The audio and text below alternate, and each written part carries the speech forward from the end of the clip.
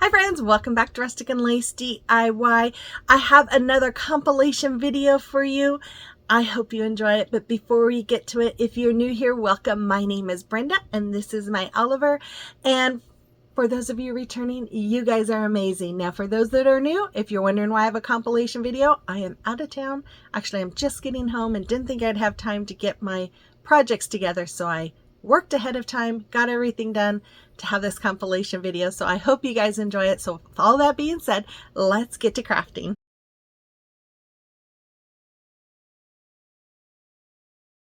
So I started out by laying out the four full-size 5-gallon sticks, and here I'm just measuring where I need to cut those pieces smaller, and then I went out and cut them with my miter saw.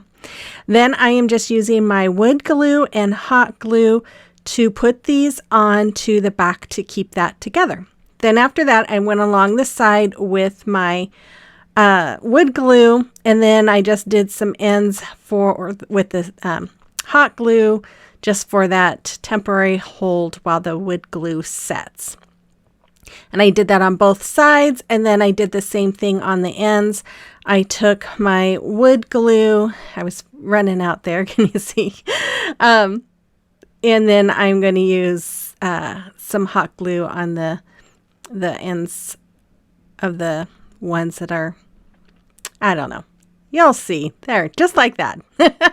I did it on both ends, and then I just attach that piece, and I did that on both sides. And then I took another one of these it's not even half, it's just the top portion of a 5-gallon paint stir stick, and I'm just hot gluing it to the top. And I did one on each side like you see, and then I'm taking that squared dowel. I did cut that down, and I put a little hot glue on the end, and then I just real gently, you're going to see it kind of fall a little bit there. I put some more hot glue on the other end. I'm sorry this isn't in frame, and then I'm just real gently putting it in between those two end pieces. So that's what you look like. I also have a stapler that has little brad nails in it, and I put some brad nails along the sides of that top piece as well. After I painted that whole thing white, I am taking my elephant gray and I'm doing some dry brushing. And then I took some cashew and I am doing some dry brushing over that elephant gray. I wanted to have like multi-tones, make it look like it's real rustic. So then I took some hazelnut, all these by Waverly, and I went over that as well. And I just kept brushing until I got the look I was going for. So here I'm just adding more of the gray because I was like, okay, it's too much white showing. So I just went over with more of the gray. And then I'm going to just keep alternating all the different colors. Not white, but the hazelnut and cashew until I had it looking the way I liked it. And honestly, you guys, it looks like it's reclaimed wood. I just love the way this turned out. It's just so pretty. So I did that all the way around that whole little container I made. Then I took 5 of these bigger planters and 6 of the smaller ones, and I am just taking that chippy brush and my plaster chalk paint, and I'm just doing some heavy dry brushing all the way around. And then I do some around the inside. Sorry, that's not in frame. I think I need to work on my phone holder because it needs to go up a little bit, I think. But anyways, I took my mini ones and I did the same thing, just went and did some heavy dry brushing. And then after that, I put some pieces of pool noodle inside. And then these poppies I got from Dollar Tree just recently. I showed them on my haul. If you haven't seen it, I'll put a link in the description box. But I just thought they were so pretty. So I put in the big pots, I put one of the poppies, and then I'm just filling in with the boxwood. And in the small ones, I just added the boxwood greenery. And then I'm just going to wrap some twine around them. And I am also going to Well, I'm going to glue that in there, but I do make a few bows, I believe, and I'm going to glue them on as well. And yeah, you guys, this is still sitting on my dining room table, and I made this a couple years ago, and I love it. Ugh, it's so beautiful and farmhouse-ish. You'll have to let me know what you think about this in the comment box below.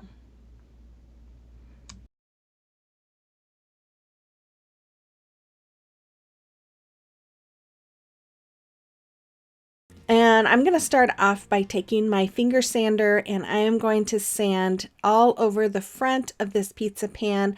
I sand the edge or the rims. I sand the edge or the inside part of the edge there, and I sanded the back. And then once I wiped it all off, I painted the front and the back with my Waverly chalk paint in the color ink. After that, I took my scissors and I'm just going to cut out the round part of this picture. I really liked that border, but I just couldn't figure out how to get it. It wouldn't have showed enough of it. So after that, I took my white paint here and a smaller brush, and I am just going to make squares all the way around the rim of the pizza pan. And I'm just kind of eyeing the distance that I'm going. Once I was done with that, I took a really small paintbrush, and I am just going to paint the edges of the squares there, just like you see me doing right there.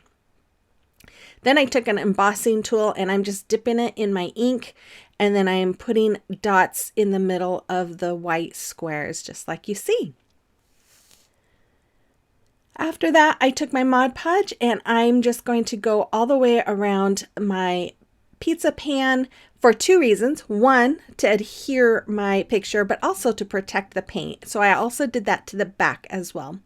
Then I added my picture to the front. Once the Mod Podge was dry, I put my parchment paper down, and I'm using my little heat press to reactivate the glue so that way it adheres the picture to the pizza pan.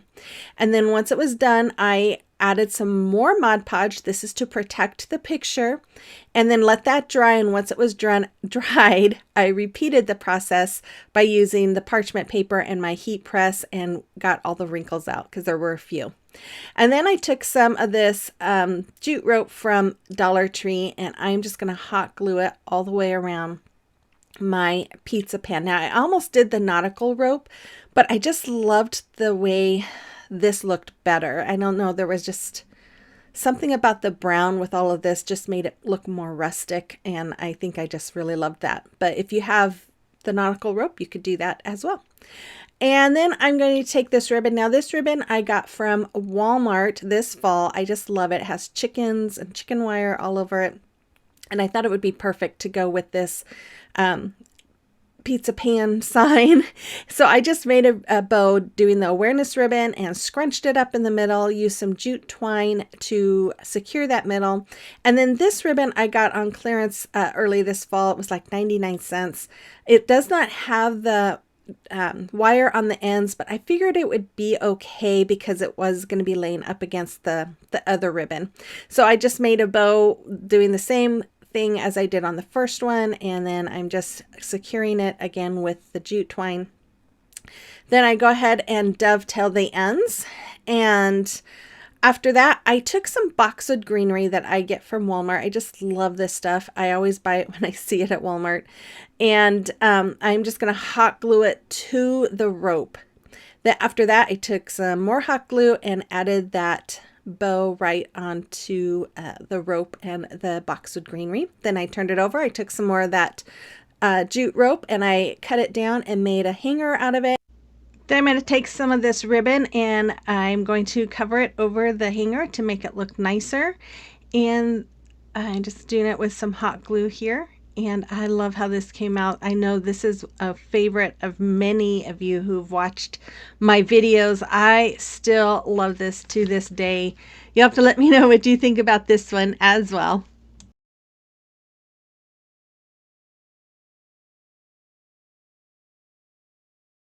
Okay, so I started off by painting that wood piece with my white and with the elephant. and then I also painted those candlesticks with the white as well. Now, I don't know what happened to my footage, but I did go over and I did do a little bit of distressing around the sides of the board and around the sides of those candlesticks. So then I took my transfer. Now, I did not fuzz it. For those of you who don't know anything about Chalk Couture, they're adhesive stencils, and you want to fuzz them before you use them for the first time, so that way they don't pull off any paint or stretch your transfer when you pull it off. I have used this previously, so I did not need to fuzz it again. So I am just taking my Storm chalk paste and I am just covering it all over that transfer. If you have never tried Chalk Couture, and if you're interested in it, you can find the link in my description box for Chalk Couture. And I would suggest to check out the Chalk Couture or the Couture Club. It is a monthly subscription that is $21.99 a month. You get a free 8.5 or 8x10 transfer, which is an exclusive transfer. You can't buy it, plus 3 coordinating single chalk pastes. And I love it, and it is just a great way to try it out. You do have to subscribe for 3 months, but after that you can cancel with no cost or anything like that. But I love it. And if you ever have questions about it, you can always email me or send me a message. I'd be more than happy to answer any questions.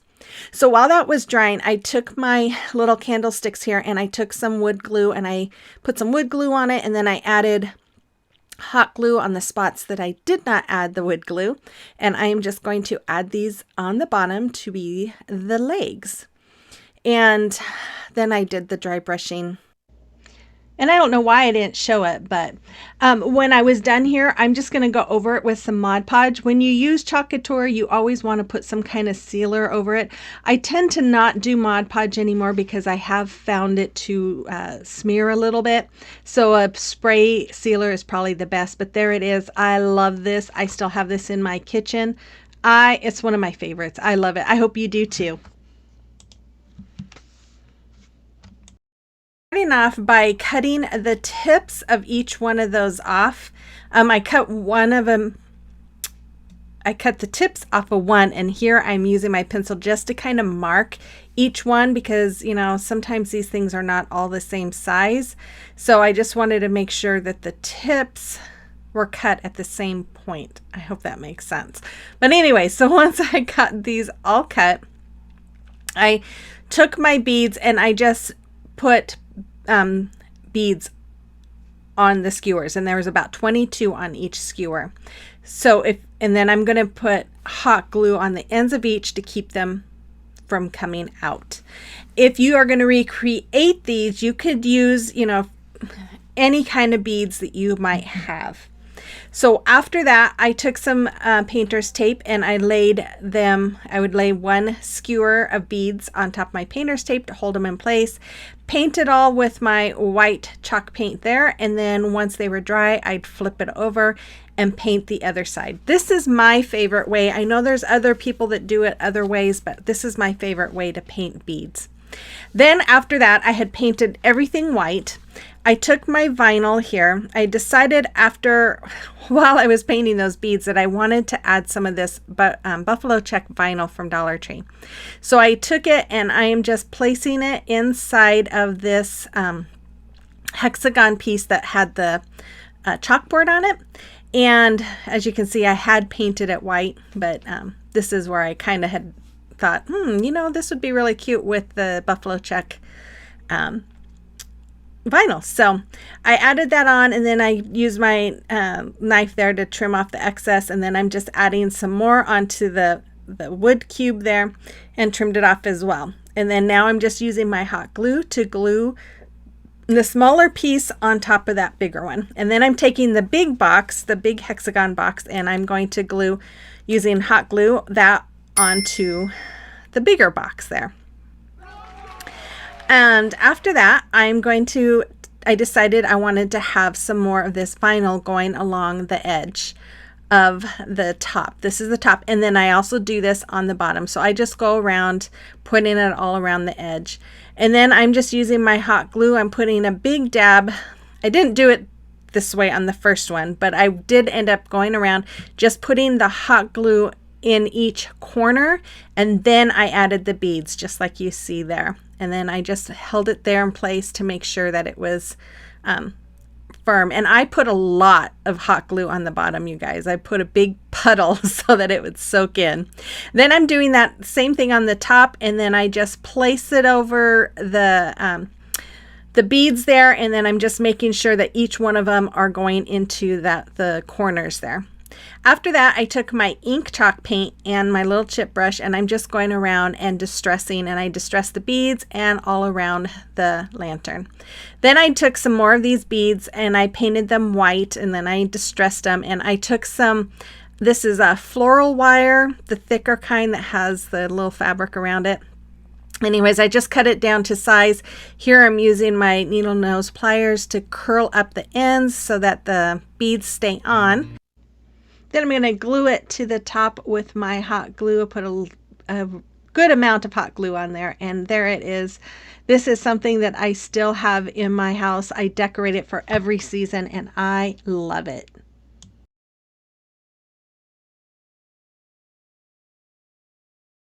So I start off by taking my ink chalk paint, and I'm going to paint all around the edge of both of these signs, just like you see me doing. And then once they were dry, I went ahead and I painted the whole back as well. You could tape off the cork if you'd like. I didn't. I kind of wish I would have. But once they were dry, I did tape off those edges on one of them because I'm going to paint that middle part, the cork part, with my plaster chalk paint. So as soon as I have this all covered up, I'm going to paint that. If you're new here, I just want to say welcome. My name is Brenda. I am so glad you stopped by today. If you like what you see and you like home decor on a budget, thrift flips, gift ideas, and holiday decor, then I invite you to hit that red subscribe button and become part of our family. And then let me know in the comment box that you're new here. I love to get to know you, and make sure you hit that notification bell so you're notified every time I upload a video. Okay, so after I painted the white there, or the plaster, I did do 2 coats, but I put my little stencil on here, and you guys, I did not realize that this top part of the stencil was going to move. And so you see me here using my fingers trying to hold it down, because as I started pouncing up and down, it was moving, coming up and down, and I was so afraid it was going to bleed. So I'm just trying to use my fingers to hold those pieces down. And I was so excited when I pulled this up and saw that the only extra paint that was on there was from me going over past where the painter's tape was, but it looks really good. So I just touched up those little areas that I got the extra paint on. And then I'm just doing my dry brushing here with my Waverly chalk paint and the color ink and my chip brush. And then after that, I'm going to add some vinyl to the other side. So I'm just laying it down over the cork. I scored it with my finger, and then I'm just taking a pin and going around and just kind of tracing where I want to cut it. And then after I had it all scored and traced out, I just used my scissors to cut it out. And then I just laid it on top, and if there was any areas where I saw ink, or if it was a little too big in a few areas, I just trimmed it with my X-Acto knife.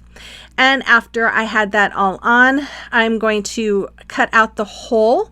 So I just turned it over and using my X-Acto knife to cut the vinyl away from that hole of the tag there. After that, I'm going to use some of this ribbon. Oh, I just love this ribbon. I can't wait to use more of it. And I'm cutting it down, and I'm going to hot glue it right on the bottom here of this sign.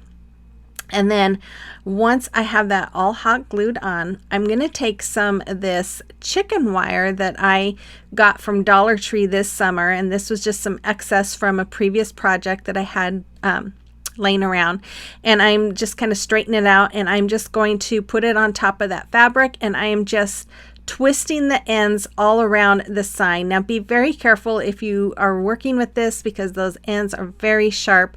In fact, if you have rubber gloves, that's probably better to use rubber gloves, but I was just trying to be really careful. And then I just tacked a few areas down with some hot glue. After that, I took one of the hangers that came off those signs, and I just placed it back in between or through both of those signs. And then I'm using my hot glue here to attach them together. After that, I'm going to make a bow using making the awareness ribbon, scrunching it up, and then tying some twine around it. You can see there I used a clip because I'm making 2 bows to hold that first one together. Then I'll just wrap some twine around it. This was one of the hangers too, I think, so I just had to untie it there, wrap it around, tie it in a knot. But when I get it all done and I start fluffing it, I realize, oh man, I wanted the chicken ribbon in the front, not the buffalo check. So you'll see here, after I get done, I realize I had twisted I don't know what I did. It wasn't tight enough, so I had to make it tighter. That's why I was fiddling with it. But here I'm going to turn it around, and then I'm going to realize, oh, I forgot. I wanted the other one. So I undid it and put the chicken ribbon on the front, and then I just hot glued it to the top. Then I glued twine around the signs, and that's all there was for this. I love how this came out. It is so farmhouse. Yeah, I love it.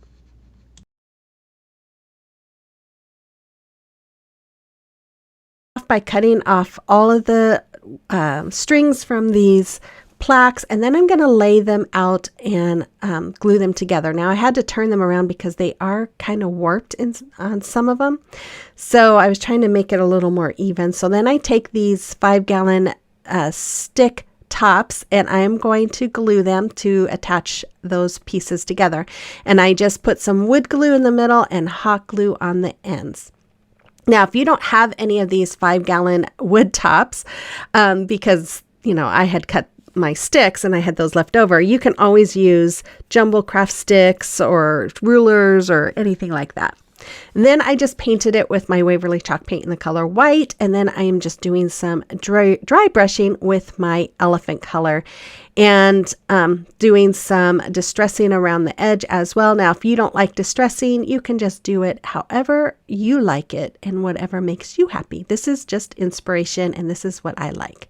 So I am taking this chicken. Now, I did not print this together because I had the green leaves, so I did this part separate, but I'm just going to add this to the middle of that decal, and then I'm going to use my transfer tape to transfer the whole thing onto my boards. Now, I don't know, there may be an easier way of doing this with my Cricut. I don't know, but this is what I found has worked for me whenever I'm doing multicolored things.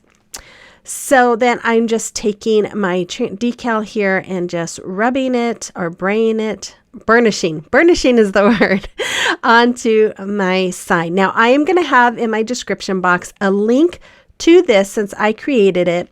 But the link is only if you have Cricut Design Space. So unfortunately, I don't know how to do it any other way yet. I am trying to learn how to make things so that I can share them with you guys. So be patient with me while I am learning. So I just took some jute twine here and I tied a knot on the end, and then I wrap it around the board 3 times. I trim it, tie another knot, and then hot glue it. The reason why I do the knots is I just feel like it gives it a little bit more for the hot glue to hold on to. And then I do that on both sides. And then after that, I took some of this ribbon I got from Amazon. I will have that in my Amazon store, which you can find in my description box as well. And I just do the awareness ribbon and scrunch it up. And I'm taking one of those jute hangers that I got off of one of the plaques there, and I just wrap it around a few times on the middle and tie it so that way we have a bow. And then once I'm done, I will just trim off the little tails there, and then I will cut that ribbon off, and then I will dovetail the ends, and then I am going to hot glue this to the top left corner of my sign. Super easy project. I love the way this came out. I just love it. And then I'm just used some shipping paper from Dollar Tree, and I'm hot gluing it all the way around the back, and then I trimmed off the excess. Now I'm taking more of these tops, and I am just using some wood glue and some hot glue, and I'm going to glue them on top, 2 on top of each other. after they were both put together, I'm just going to use some hot glue and glue them onto the back of my sign as a stand. If you wanted this to be hung up, you could add a hanger instead. This goes above my kitchen cabinet, so I just made it as a stand, and I love it. I hope you do too.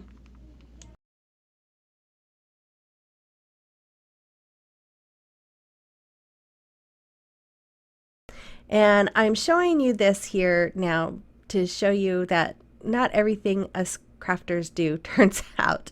But I'm painting this with my Waverly chalk paint in the color Truffle, and I'm going to paint the whole front of it brown. And once I got done with it, I decided it needed something else. So I used the color Hazelnut to paint that middle part, which I have decided after all this, I don't really like that hazelnut color, because once I had it all painted, I decided, you know what, I really don't like this. So I decided to use my plaster and my hazelnut to do some distressing. Well, then it turned out to be just okay. So I got my printout and I put it onto the board. And as I'm pulling up the transfer tape, of course, it starts ripping up the paint. So I thought I could fix it, and I tried fixing it by doing some more painting over it. And then I decided I didn't like the white on the decal that I made, and so I tried to paint it with my cashew, which made it even worse. So overall, I just made a hot mess out of a mess. And I was so frustrated. It took me, this should have only took me like an hour to do, and it took me the whole stinking day. So anyways, you'll see here where the mess begins. And you know, I'm looking at this and I'm thinking, actually, that really didn't look all that bad. I could have left it the way it was, except for, or I should say, after I touched up where it pulls off the paint here, it didn't look as bad. But I think I'm happy with the finished product the way it is now, because this just came out looking horrible. And honestly, I don't think I'm going to use that hazelnut color anymore unless I know I'm going to be adding something over it, because it's just not my favorite color. So that's what it looked like, and it just looked messy. So I decided, okay, I'm going to try painting the whole board. I pulled off all of that vinyl and painted it with the plaster color, and then I noticed that parts of the cardboard sign was peeling up, and it was just a mess. So I decided, you know what, I am going to start fresh. So I turn it over and I just start on the back. And so I'm painting it with my Waverly chalk paint in the color plaster, and I'm going to give it a full coat all the way, all over that front. Then I created a new decal because the other one was ruined. And I hold my breath as I'm pulling off the transfer tape. And I did put Mod Podge over the paint. I just don't think I let it dry long enough the first time. But this time I let it dry over for a little while, a couple hours. So once I got this off and I got the rest of the saying on there, I used my elephant color in Waverly chalk paint, and I'm just doing some distressing, and I do go over it again with some of that cashew as well.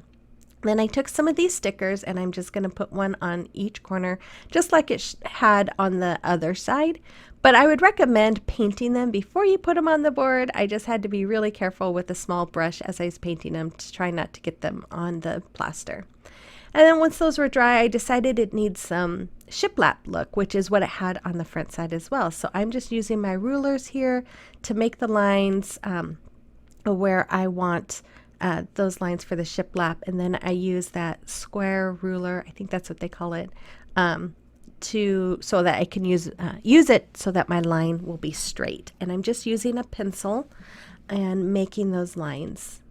And you'll see me do that here. And I really love the way that pencil works on these lines, because it's not real bold looking. It kind of is kind of faint, so it looks old. So then after that, I took some twine and I wrapped it around the handle, and then I'm just going to tie a knot in the back. And I decided after that it still needed something more. You know me, I've always got to have something more. So I found this little rolling pin that I had bought from Hobby Lobby a while back, and I'm painting it with that elephant color gray. And I do paint the handles black, and then once it was all dry, I do some distressing with the cashew color as well.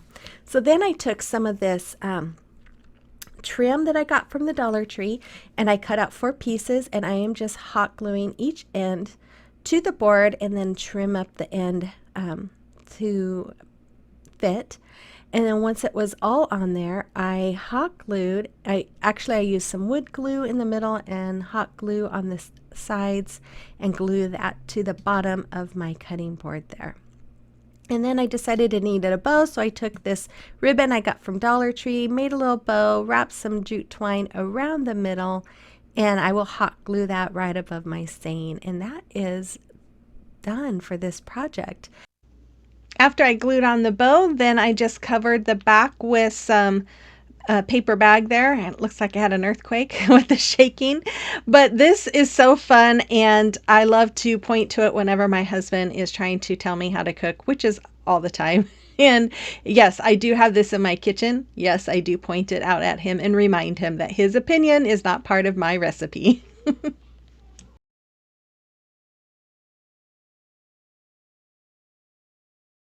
So I'm going to start off by taking the hanger off of that chicken, and then I'm going to paint it with my white chalk paint. While that was drying, I, just like the first DIY, I went around and removed all the staples. And I have to tell you, this canvas from Walmart, it was much easier removing the staples than the ones from Dollar Trees. I don't know why. But anyways, once that was done, I did the same thing. I just went around with my wax, brushed it on, and then wiped it off with the baby wipe. And once I was done with that, I also did the same thing on this stick that I got from Amazon. And then I went ahead and just attached the chicken wire. I go around and I staple the corners, and then I go around and staple the sides, making sure I pull tight so that way it is taut. And then once I have it all stapled on there, I am going to start painting. No, I'm not going to paint my chicken. I'm going to do this first. I took this bamboo stick, and I am just going to miter the edges so that they are angled, and I'm cutting them down to fit. And then I'm going to use the piece that I cut down to just kind of cut down the other 4 pieces that I'm going to need, or other 3 pieces that I'm going to need, because I'm going to use 4 altogether. And then once I had those all cut down, I'm just going to use some hot glue to glue them all in place. After that, I'm going to do my painting. Now I'm using the steel by Waverly here, and then I'm going to use silver lining and ink. And I've got the picture up on my laptop next to me, and I'm just kind of trying to shadow like they did on the inspiration piece. Now this rooster is different than the rooster in the inspiration piece, so it was a little harder, but I just kept kind of playing around with these colors until I got it looking the way I thought resembled the inspiration piece. If you're new here, I just want to say welcome. My name is Brenda, and I am so happy you stopped by today. If you like home decor on a budget, thrift flips, holiday decor, gift ideas, then I'd invite you to hit that red subscribe button and become part of our growing YouTube family. And then make sure you hit that notification bell to notify you whenever I upload a video. My normal upload times are Monday at 5 p.m. And then I usually will have be participating in some kind of challenge throughout the week as well. And if you like today's video, make sure you all give me that thumbs up and comment, because that really helps my channel grow. It lets YouTube know that you like my content, and it will push it out even more. So here I'm just coloring in the top part, the comb of the rooster, with my ink. And then I don't remember, what do they call the thing that hangs underneath their beaks? I don't remember, but I'm painting that red too. If I had my niece here, she would tell me. She knows everything about chickens. And then there I just painted an eye. And like I said, I was just going around, just kind of looking at the picture and trying to make it look as similar as I could. And I just kept playing around with it. This was probably the hardest part, the eye and the face, to try to make it look real. But I just kept kind of playing with it. I do color in the eye a little bit more and add a little shadowing to it. And then I'm going to color this all red, but I just didn't like the way it looked. It looked too cartoonish to me. So I do end up painting the beak white, and then I end up kind of shadowing it with some yellow and black, I believe. But you just paint. I'm not an artist, so if you're not an artist, don't feel like you can't do this. I just kept playing around until I got it to look the way I liked it. And then once it was done, I'm just taking my decal here and I am just burnishing it and putting it on top of my rooster.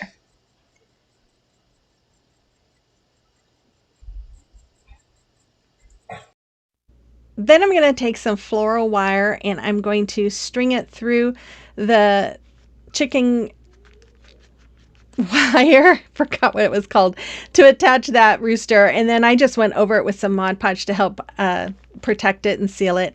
And there it is. This is another one that I love. This is another one that hangs in my kitchen, well, above my cabinets, but I hope you like it too.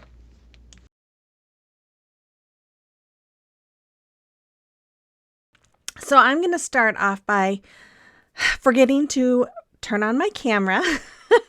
So what I did is I took the big round there and I traced out the heat transfer vinyl with that big wood round. Then I traced out the small one in the middle of it and cut it out and then laid it on my wood round here, the big wood round, because I didn't want any of it in the middle so that I could tack down that small wood round.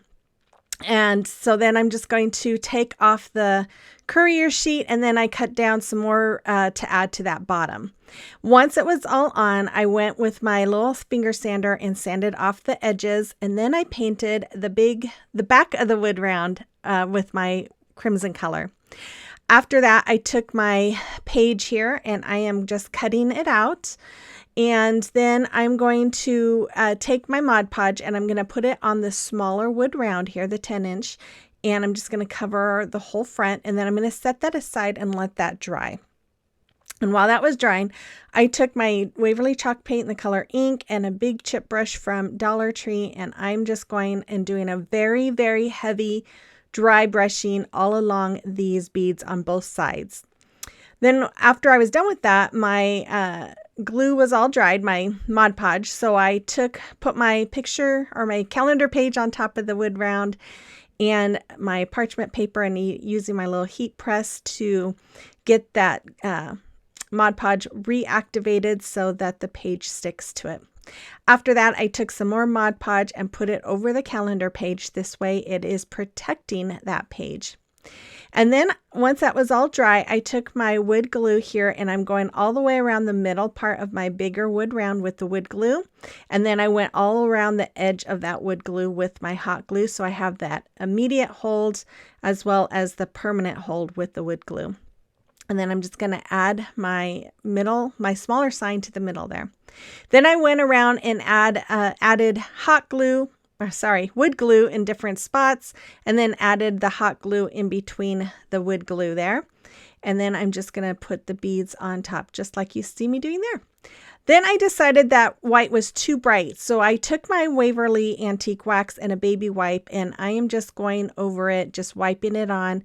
That way it just gave it a little more darker rustic look.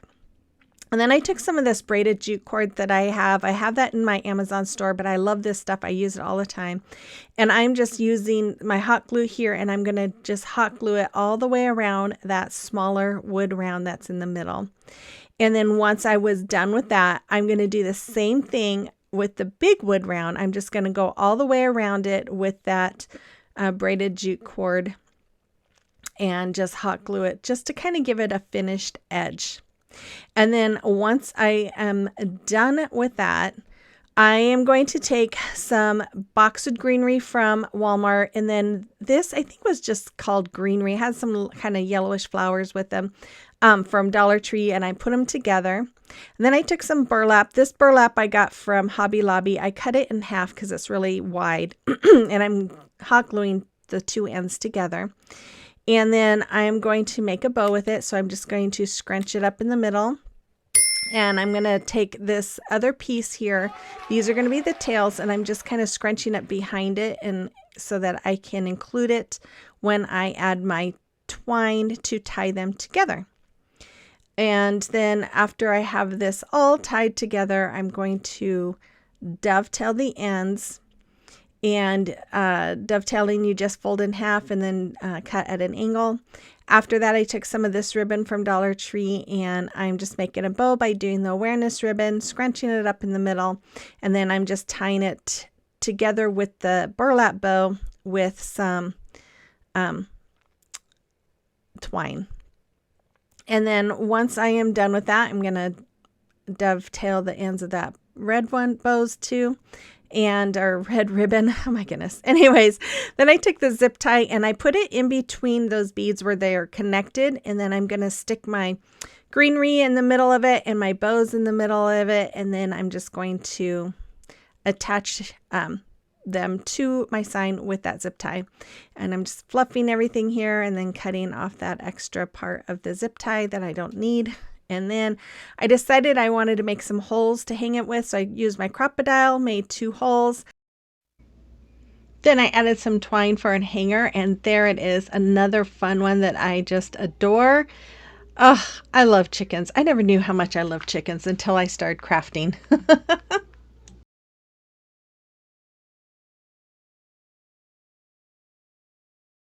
So I'm going to start off by gluing those 2 slats together. So I'm using my wood glue here, and then I'm going to use hot glue to attach them together. And then after they are attached, I don't show this, but I did use some spackling to go over the edges. And then I painted everything with my ink color. After it was all dry, I took this transfer from Chalk Couture. I'm fuzzing it because this is the first time I used it. If you're not familiar with Chalk Couture, it is an adhesive transfer that has a silk screen in the middle. And we, first time we use them, we do fuzz it so that it doesn't stick so much that it pulls up the paint and stretches the transfer out. So after I had it where I wanted it, I took my white chalk paste and added it. And then I did go around and add more of that on there. And then I'm taking this cutout from the house tile cutout transfers, and I cut this part out, and I'm adding this one to the pig. Again, just adding it with my squeegee, going over all of those open areas and getting it all nicely covered. If you have never tried Chalk Couture, and if it looks interesting to you, let me tell you, I love it. It is so easy and always makes everything look so high end. I am a designer, so if you have any questions, you are more than welcome to email me or ask me questions in the comments. But I do have links in my description box for my site so that you can go check it out if you'd like to. I do recommend a lot of times our Club Couture. It is $21.99 a month, and you get a free 8x11 extensive transfer with 3 chalk paste, single chalk pastes that come with it. And you get one of those every month. You do have to sign up. If you sign up, you do have to sign up for at least 3 months before you can cancel your subscription. But it is a great way to get started and try it out to see if it's something you really enjoy. I love it. I just love how easy it is and how nice it always turns out. But anyways, you can check out the links in my description box. So here, I'm just going over the vintage rose transfer on my cow here, and I am just trying to get it all nice and covered. I did have to go over this one. I didn't, but the pig one I did have to go over and just kind of add a few more areas because it didn't completely cover my pig or my chicken, but I got them all covered, and I absolutely love the way these came out. And here's the reveal. I wasn't sure where to touch it without touching the paste. So once I had my transfers all washed off, I came back and once they were dry, I added some wood glue and hot glue to the bottom of my animals, and I am just hot gluing them onto my 2 chunky slats there. And look how pretty that is. Isn't that just gorgeous? I really love how these came out. Oh, they're so pretty. Anyways, once I have this on there, I decided I wanted to put some florals in between. So I took some of this floral foam. I'm hot gluing them in between the animals. And then I'm just going to add a little hot glue on top and add some moss. And boy, did this make a mess, you guys. Oh my goodness, it was a mess. But anyways, once I had it covered, I took some of my boxwood greenery and I'm going to just start sticking them into those floral foam. Now, this got to looking really bushy, so I did end up taking them off and cutting the pieces down even more, so they weren't so bushy looking, and I just laid them all in there, added some cute red flowers from Dollar Tree, and there it is. Again, this is another item I do have in my kitchen, and I love it. Every time I look at it, my eyes are happy.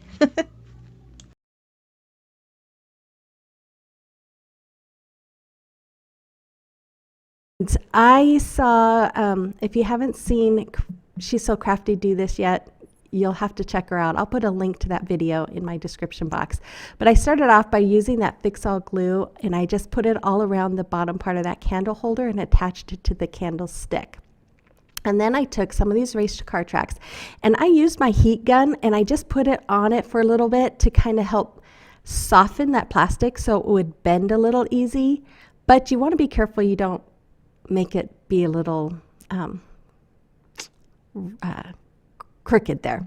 So then I took some hot glue and I hot glued this on. Now, something in my gut told me not to use hot glue. I even asked my husband what he thought. He thought it would work, but I just kept thinking I shouldn't use hot glue, and I shouldn't have, because it only temporarily worked. So once I get this all hot glued on, I do hot glue the tops together as well. Then I took these round pieces that I got off of Facebook Marketplace, these little wood pieces, and I glued 2 of them together, and then I'm going to hot glue them to the top of the top race car track there. And then once I get that on, I have these little dowel caps that I got from Walmart, and I'm just tracing. I measured it out where I wanted it, I traced it, and then I'm going to hot glue that onto the top as well. Then I took some of these half beads. I think I had 10 on each side, and I'm just going to hot glue them all the way down each row of those tracks. Then I went out to spray paint it, and this is what happened. It totally came apart. I was so frustrated. I was almost in tears. So after spending, I don't know, half hour or so pulling off all the hot glue off the candlestick holder and the race car tracks, then I took some super glue and my accelerant that I have, and I put the super glue actually on the candle holder as well as the bottom of those race car tracks, and then I just sprayed it with that accelerator and held it there for about 10 seconds, and it stuck really good. So if you're going to try this, I would recommend not using hot glue, but use super glue, and I will put a link to that accelerant in my description box as well. Then once that was all done, I went and re-spray painted it because I had marks everywhere on it. And then what I'm doing here is I took a small brush because I could still kind of see a little bit of that orange in the crevices. And I just took that small paintbrush and just kind of filled in those crevices with some white chalk paint. Then I used my Elephant Waverly chalk paint, and I am going to do some distressing all over the beads, the racetracks, the candlesticks, the top, everything, just because I like the distressing. Now, my mom wants me to make her one and not do any distressing because she doesn't like distressing. So hers will be just plain white. So you can do whatever you like. But if you do recreate this, I would suggest maybe painting inside the crevices with some white paint before you add those little beads. It would make it a little easier, I believe. And then add the beads and then take it all out and spray paint it. So then once I get done with all of this distressing, I think I took some, I believe it's eucalyptus that I got from, I think it was Amazon. And I honestly don't remember if it's eucalyptus or if it is the boxwood. But they come apart and you can attach them. So I'm just making like a ring with them. And I stuck one of my candles, not the real candles, but the fake candles in there. And then I am just going to wrap that greenery around the candle plate, and there it is. I love how this came out. It's so simple but yet so sweet. I have this in my bedroom on my nightstand and I just love it. I love decorating it for each season.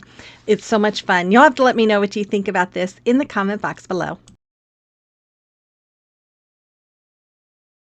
So I'm going to start off by removing that label and then giving it a good sanding with my finger sander. That way the paint will adhere a little bit better. Once I had that all wiped off, I took my Waverly chalk paint in the color ink and I give that edge a good painting. I'm just painting the rim of it and then just a little bit on the inside just to make sure that it's covered in case my cutting of fabric isn't very good. Which sometimes happens. So after I had this all painted and dried, I did go over it with some Mod Podge as well. But then I also painted this rooster with the same black, and I did cover both the pan and the chicken or rooster with Mod Podge to help protect it from chipping off of that metal.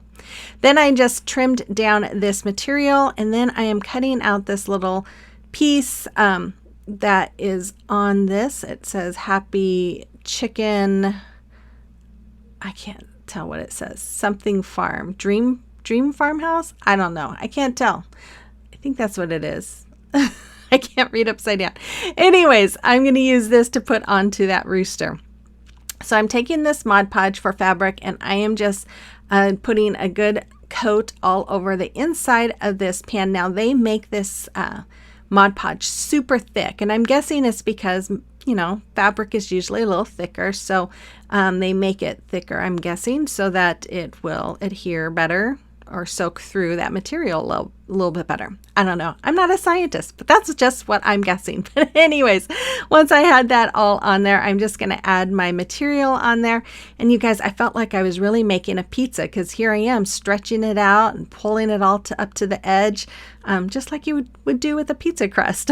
But once I have this all on there, then I'm going to take some more of that Mod Podge and I'm putting it on top of the rooster there. And then I'm going to add that little piece on the front. And then once I let them dry for a few minutes, I did cover them with regular Mod Podge as well. Then I'm taking this Hippo hot glue gun that was sent to me by Hippo to try out, and I am adding my little tumbling tower blocks onto my pizza pan. Now you'll see me here kind of trying to see where it's all going to sit, and that's mainly because I wanted to make sure that the little holes on top of the rooster had the black tumbling tower blocks behind it, just to kind of help disguise those little holes a little bit. So once I had those all on there, I'm going to take some super glue, since we are working with metal here, and I'm going to use some super glue on the top part of those tumbling tower blocks and then my hot glue on the bottom part. And then once I have that all on there, I'm going to put my rooster right on top.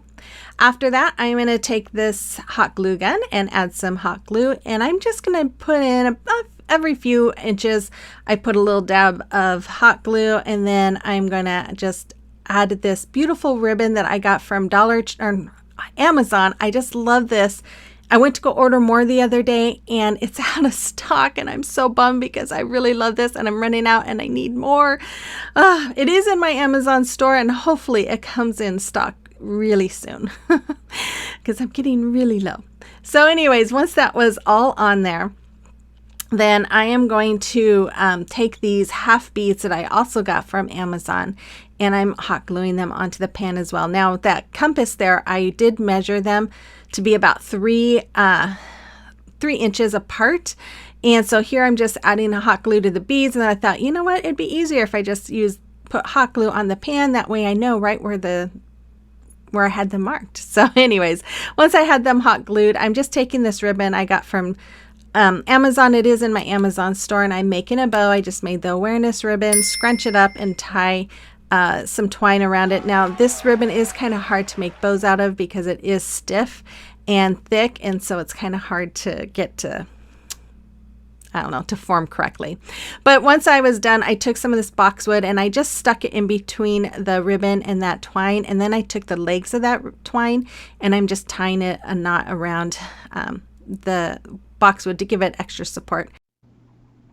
Then I'm going to hot glue that bow to the top, and then I'm going to add one of these half beads right in the middle of that bow. I'm going to add some jute rope to the back for a hanger using my hot glue. I would recommend a stronger glue, but to make it a little stronger, I added some hot glue and some of that ribbon ends, and there it is. I love how this is, or how this came out, and this I have in my kitchen up above my cabinets, and I love it. I hope you do too. Let me know in the comment box below. The hanger there, and then I'm just going to cut out my napkin. Now, one of the things that I love about their napkins is most of their napkins have the 4 sides have the same design. So if you get one napkin, it's like getting 4 designs. I love it. And they're not expensive at all. So after that, I'm just kind of measuring where I'm going to have my chicken, and I'm just kind of going to place my painter's tape right so that I can have the bottom part white, because we know if you paint it a different color, it's not going to show through as much. In fact, my original thought was to keep it, not paint the bottom part, but then I thought, oh, then you're not going to see the chicken as well. It's not going to stand out as well. So I went ahead and used my painter's tape to tape it all off.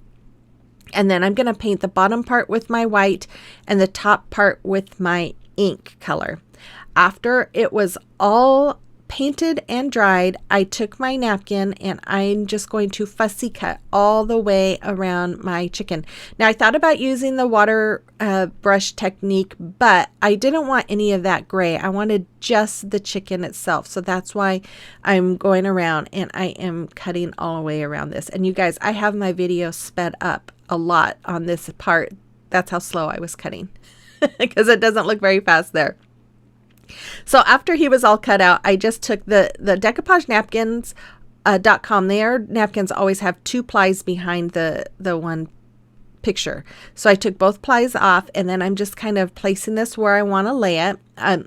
Oh, I don't know if I showed this. I added Mod Podge once it was all dry. I don't know what happened. I thought I showed that. And I let the Mod Podge dry on my cutting board. And now I'm just using my parchment paper and my heat press to reactivate that Mod Podge. And look how cute that is. Then I went and covered it again with some more Mod Podge just to help protect that napkin so it doesn't tear or rip.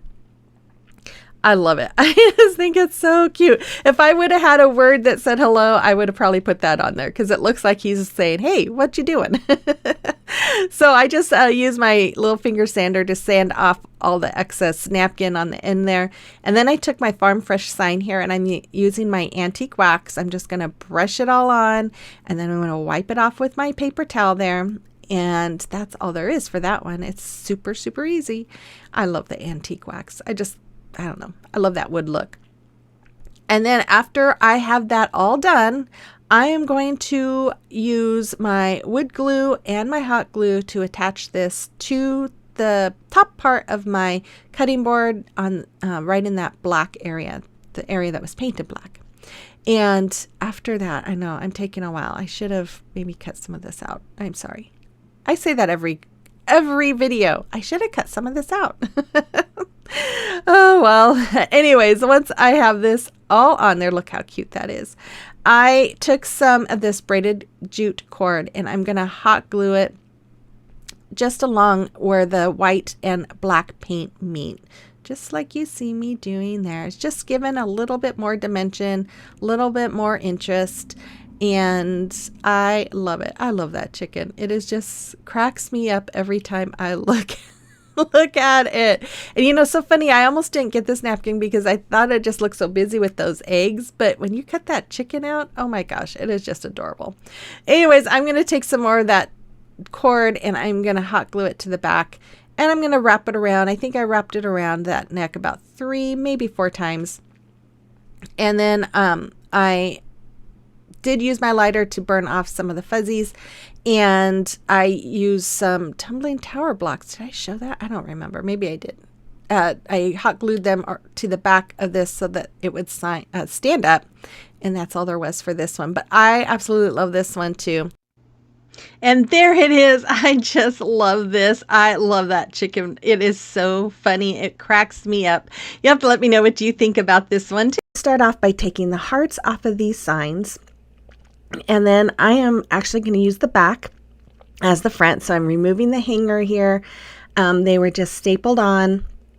And then after that, I'm going to add these jumbo popsicle sticks. I'm using some wood glue and hot glue. And I just went, I think I had like 5 or 6 all the way up the back side, which was the front side. Now is the back side, just so that it connects them all together. Excuse me. And then after that, I paint the whole, what is now the back or front white. And then I'm just taking these sticks and I'm just kind of measuring the sizes that I need. And then I'm going to use my miter shears and I am going to cut them all down to the size that I need. And then once I have them all cut down, here I'm just kind of, I knew I needed a top and a bottom the same size, so I just used that other stick to measure. And then once I had them all cut out, I'm using my chalk paint in the color elephant, and I painted them all with that elephant gray color. And then I'm just using, again, my wood glue and hot glue, and I am gluing them all down in place to make like a frame. And then I took another one, and this one is going in the middle, well, kind of in the middle of the door. We're making a barn door here. And then I am just making them, cutting the ends to be at an angle. And I'm sorry this isn't in view where I cut them. The board was kind of big for my table. But I'm just using my miter shears there. You can move the little knob around to cut at an angle. You could probably see it a little bit better there. And so then I realized, okay, I have to cut them straight on these so that they don't go over the one that's already laying there. So just like you see there, and just connect it. So once I had them all cut out and fitting like they were supposed to, I'm going to glue them down with that wood glue and hot glue just like I did before. And then after that, I took some more elephant chalk paint and I'm just doing my distressing. Figured this time I remembered to do it before I added my decal. And then here I am just burnishing this decal onto my top portion of my barn door. And I will try to remember to, I think I did save this, so if I did, I will have a link to it in my description box. And if it doesn't work, please let me know. I'm still learning how to do all of this kind of stuff. And so if it's not working, I need to know so I can figure it out correctly. But I think I know how to do it. So then I took one of these door handles that I got off of Amazon, and I just used some super glue and hot glue and glued it on. Then I just took one of these small wreath forms from the Dollar Tree, and I am just adding some boxwood greenery to it, and I'm just tying it down with some floral wire. And then once I had it all on there, I just took my bow, made the awareness ribbon, scrunch it up, and I am just using some twine to keep it in place. And after looking at this, I kind of think I might go back where I add this bow and add a little bit more boxwood. It looks a little flat on top. But I'm just going to add this. I'm going to get a zip tie and put it behind that bow, in between the bow and the twine that I used. And then I'm just going to add that to the top part of that wreath form. And then I'm going to use hot glue and glue this onto my door. Now I would recommend more strong glue than hot glue, but that was for video purposes. I took some shipping paper from Dollar Tree and I'm just gluing this to the back of my sign to cover it all up, and then I trimmed it down and there it is. I even have this in my kitchen as well above one of our cabinets. Ah, it's so farmhouse. I love it. Yep, let me know what you think of this as well.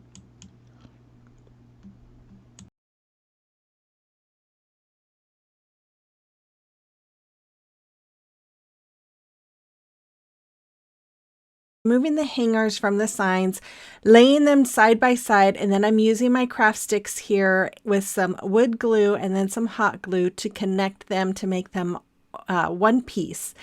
And once I have that all done, I am going to take my ruler and a pencil and I'm just tracing out some lines about a half an inch from the end, and I go all the way around my sign and do that because I want to create a border.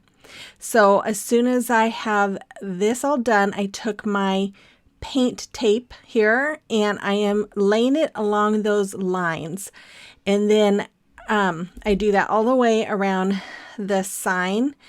And then once that is done, I am going to paint it, the middle part, with my plaster chalk paint along with that other sign there. I'm going to paint the whole thing with the plaster. I did have to do the sign the small one, the middle, but a couple of times to cover that picture. Then once it was dry, I took my tape here and I moved it over, and then I added the antique wax all around the edge. And then I'm just using the antique wax all around the frame of the small picture, just like you see there. And I just taped it off in the middle because I am a very messy painter, and if I didn't do that, I could guarantee you I would have had it all over the inside of my picture. So then once that was done on this frame, I took a paper towel and I just wiped off the excess to it. And then but I did not do that to the big picture. Then I took that antique wax and I went over all three animals with the wax, just like you see me doing here.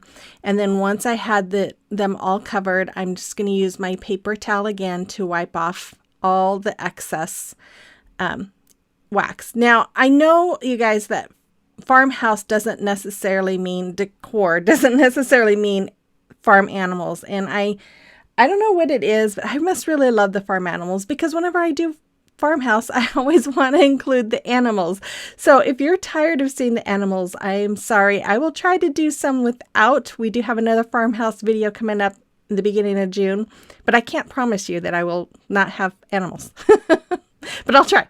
Okay, so I took my decal here. It says The Breakfast Club, and I'm just adding it to my little sign. And then I'm going to take some wood glue here and some hot glue, and I'm adding it all around those pumpkins, and then I'm going to add my sign. I was just trying to figure out there about how far I wanted to go with my glue. And then I'm going to add this plus the hot glue to add my sign. And I saw on Pinterest a sign, it had some chickens and it said The Breakfast Club. And this just kind of gave me this idea, and I thought, how fun would this be? So after I have this sign done, I'm going to start using wood glue and hot glue on my animals as well. And I just think this is so fun. This would be a great sign for your kitchen. It could be for anywhere, but I think this would be a great kitchen sign. Anyways, so taking my sweet time here. I'm just going to use the hot glue all around the edge of my animals, and then I'm just going to add it to the top of my picture. And I did this to all of the animals with the wood glue and the hot glue. Then I'm going to take my decals and I'm going to put eggs right next to the chicken, because, you know, we like to have eggs for breakfast. And then I'm going to put bacon right next to the pig, because you got to have bacon with eggs, right? And then I'm going to put milk by the cow. Now, I thought about putting them on the animals themselves, but the chicken had the wings and stuff on there that would have made it kind of hard to put eggs. So I put them on the side. So if you have some animals that don't have the little raised areas on them, you could do it on the animals themselves. Then I took some twine here. I took my braided jute cord that I get from Amazon, and I just hot glued it all the way inside that sign. And then I'm doing a finger bow, and I think I wrap my fingers 4 or 5 times. I don't remember. But once I wrap it, or I wrap my fingers, I'm going to take that that end piece, wrap it around those loops that are on my finger, and then I'm going to come up around and go through the bottom of that middle loop and pull tight. And I keep my fingers in there, and I kind of use my thumb to help pull that tight. I press my thumb against that knot as I'm pulling, and then just trim it off. And I made 2 of those, and I'm going to hot glue 1 on each end. Then I'm going to make a hanger with that same jute cord. I'm going to staple it into the back for a stronger, more permanent hold. And I think that's all there was for this. There it is. I love this, the Breakfast Club. So much fun. I hope you enjoyed this one as well.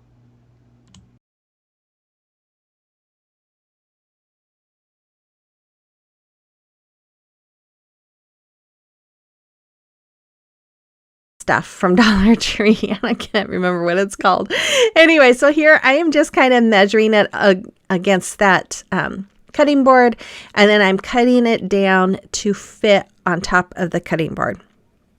And the nice thing about this is it has all those little areas that kind of help you keep cutting in a straight spot. Straight line. Oh my goodness, you guys.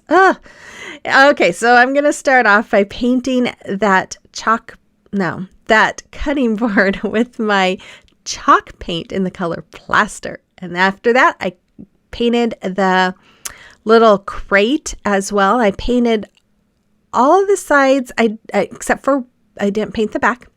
And then I am painting those little dowels, and I just put them on some painter's tape so that they stuck.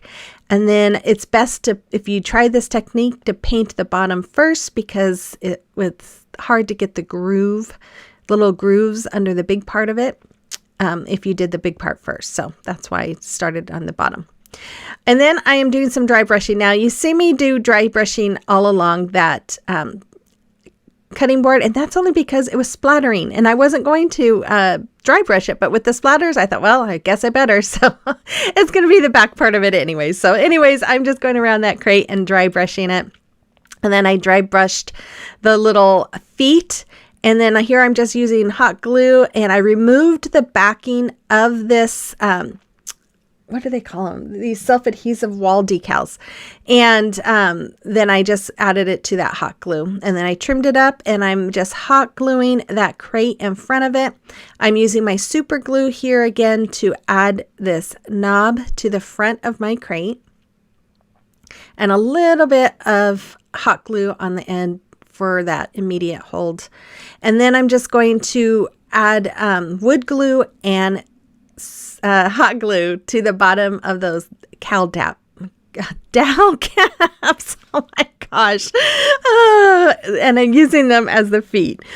Then I added the styrofoam into this crate, and then I'm just putting some of the boxwood greenery. And then once I had some of that in there, I'm going to add some of these little red flowers from Dollar Tree. And then I'm going to take some of my Waverly chalk paint in the color Elephant and do a little distressing around the sides. And then that's all there is. And I love this. I love that little pop of red in it. And I don't know. I just love it. I have this actually above my kitchen cabinets as well. A lot of these I have in my house. I hope you enjoyed this one as well.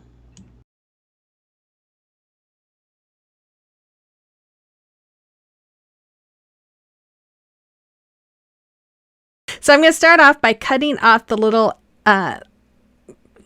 whatever those things are on the end of the fence.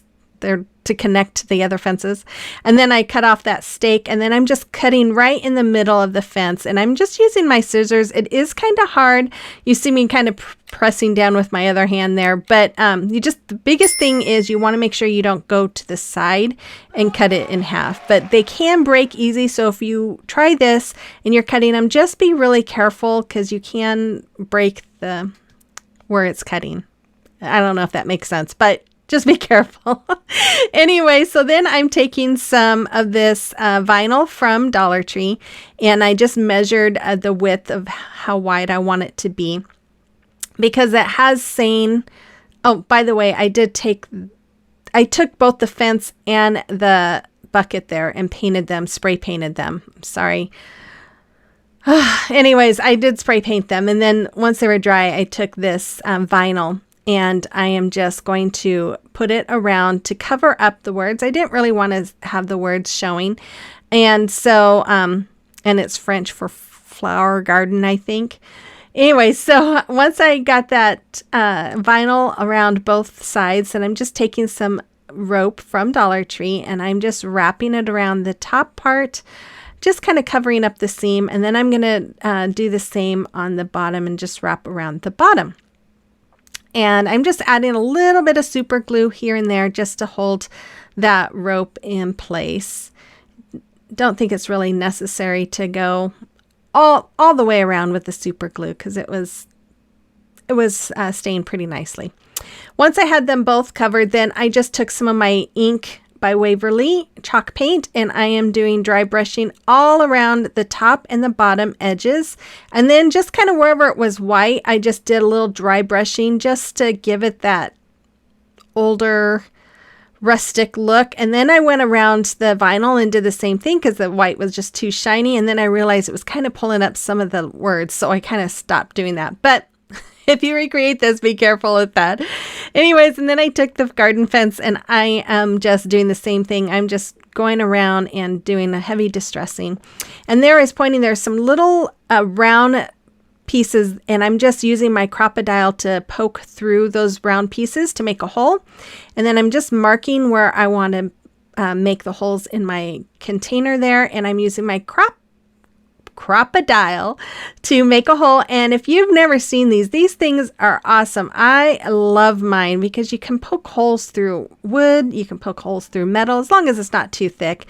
And so I'm just poking my holes here. I do believe I have it in my Amazon store. I'll make sure, but I do believe I have it in there.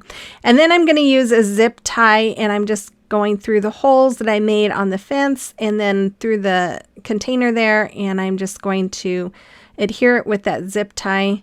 And then I just, once I get it took me a little bit to get it really tight. And then after that, I realized I didn't like the way it was sitting, the ends. So I took some little twine and I put some tape on it so I could thread it through. There's like a kind of a hole there in the corner. And I'm just going to thread it through that hole and then make another little hole with my crocodile on each side. And then I will string that twine through the hole of the container. And then I'm just going to tie it really tight and tie a knot so that way it kind of curves in a little bit and isn't sticking out kind of funny the way it was. And I do this on both sides. And then once I was done with that, I took some of this pool noodle, cut it in half, and then fit it down into that container. And then I'm just adding these bushes, and that's all there is for this little planter. I'm not done. I forgot. I took some of these little blocks. This comes from like a brain teaser game from Dollar Tree, and I'm just going over them with my ink chalk paste by Waverly chalk paint, and then I'm gonna glue them on. I recommend something stronger than hot glue. Usually these will fall off, and I will end up putting like E6000 or something on there. And there it is. I love this. This again is another item above my kitchen cabinets. I love it.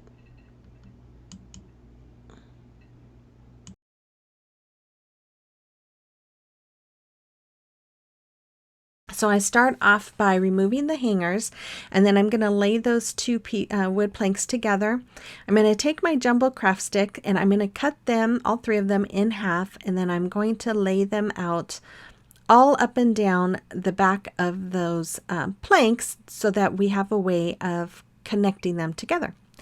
And I'm going to use my wood glue and my hot glue on those craft sticks, and then do that on each one of them. That way it's attached. After that, I took my white chalk paint and I painted the squares and the plaque white, and then I took my ink and painted the animals with that color as well. Once they were dry, I took my elephant chalk paint, and I am just doing some dry brushing all along, just doing some distressing. And then after that, I'm going to distress the little white squares as well. Now, you may see there's a part that's not painted. That's because I'm going to put vinyl on it. But before I do that, I'm going to take my decal and I'm going to just place it up on the top here. And after I do that, I am going to take the farmhouse word and I'm going to place it on the painted section or the painted side of our sign here. And then once I have this all even, took me a few minutes to get it even, I'm just going to burnish it, and there it is. Then I took my vinyl I got from Dollar Tree and I'm just placing it right under the wording at the top there. And here I'm just cutting off that extra piece so that way I can just pull the backing right off of that vinyl and then just smooth it in place. And then I just turned it over and trimmed off that extra piece that was hanging there. After that, I took my wood glue and I'm going to use some hot glue as well, and I'm putting it all around the back of the animals, and I attach them to those wood square pieces. Then after that, I'm going to take my wood plank and I'm going to do the same thing with the wood glue and the hot glue, and I'm going to attach them onto our sign, one on top of the other. And then when I was done, I just decided I didn't like the way the vinyl and the paint, there was just seemed, I don't know, it just didn't seem right. So I decided to take these bamboo or reed sticks. I can't remember what they're called. I think they're bamboo. I got them from Amazon. They are in my Amazon store, and I just cut them down to size to kind of frame everything out. And I'm just using my wood glue and hot glue again, and then I am just hot gluing them all in place. Now, as you can see, I have that one right there by the word farmhouse that goes over the vinyl. I'm taking my wood glue and hot glue, and what do?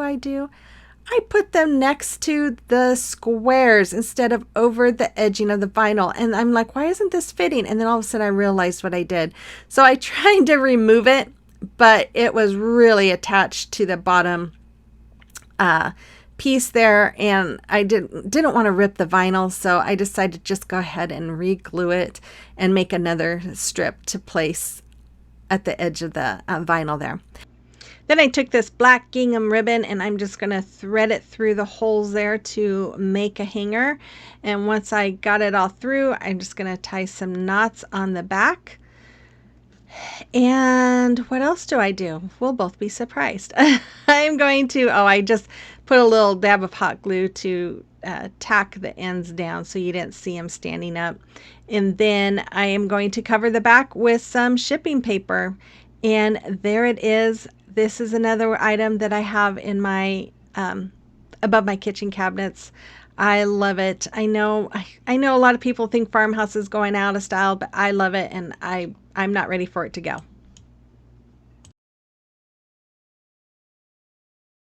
So I'm starting off by taking one of those wood pieces, and I'm just trimming out, well, not trimming, I'm measuring out where I want to place the door. And I'm using my ruler because I cannot draw a straight line for the life of me. And even with the ruler, I can't draw a straight line half the time. So I'm sitting there measuring to make sure it was all straight. And then I'm going to do the same kind of thing here. I'm just making sure they're all, I think it was about a 1/4 inch, I want to say, from the edge. And then I'm going to do some on the bottom as well. And then once I had that all done, I am going to trim it out using my X-Acto knife. And this wood, you guys, is super, super soft. In fact, this lantern turns out to be really light. I probably should have used a thicker wood, which I might recreate one next time doing that. But this is kind of, I wasn't quite sure how to do it. I had a picture in my mind, so this was kind of my template. But anyways, I took some more of these sticks and I'm just cutting them down to size. I want this to look like it has shiplap, but right here I'm just doing this as the trim that goes around the door. But I wanted it also to look like shiplap above it. So after I cut these out, I'm going to use my wood glue and hot glue to glue them in place before I start doing the rest of them, because I wanted these pieces to be still. So then I cut some of these sticks down to the same size, and here I'm just kind of measuring and marking where I want to cut for it to have that barn shape.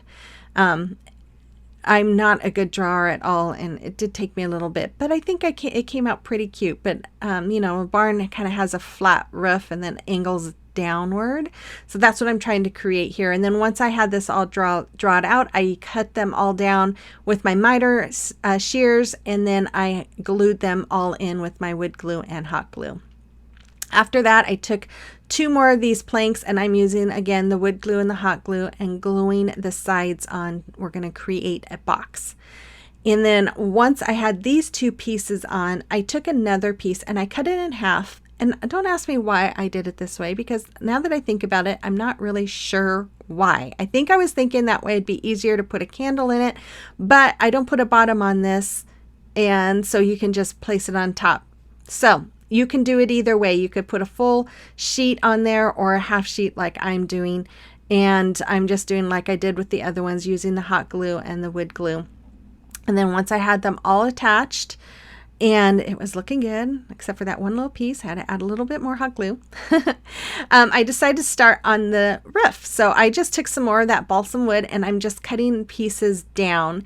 I didn't care if they were all the same size. I was just kind of trying to go by the front pieces, just trying to fit the angles of that. And so I cut those pieces down based off of those angle sizes, if that makes sense. So once I get this all glued in, I'm again using the wood glue and the hot glue, and I just had that gap right there, so I just added a smaller little piece. And the reason why I didn't care is because I'm going to cover it with the vinyl, but we'll show that in a little bit. But before I did that, I cut down, I had all these small pieces, and I'm just cutting them down to fit underneath, because you know, we got to have that shiplap on the bottom too. So these were really, really small pieces, and I think I just used hot glue on these, but once I had them all cut out, I just glued them all in place.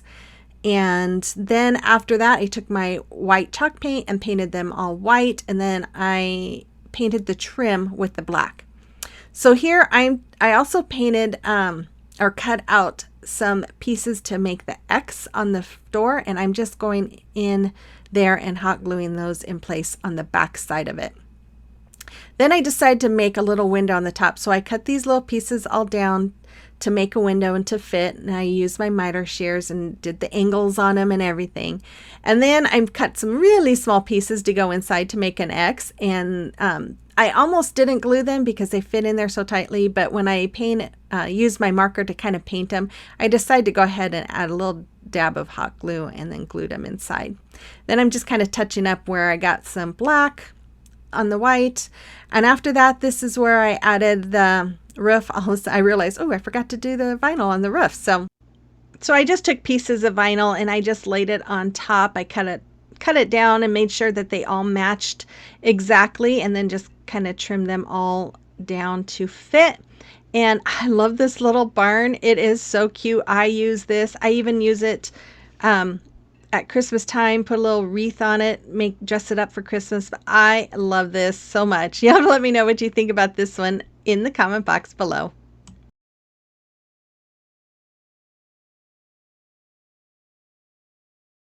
So I start off by measuring the vinyl out to fit on top of the canvas frames, and I'm just going to clip them where they need to be cut.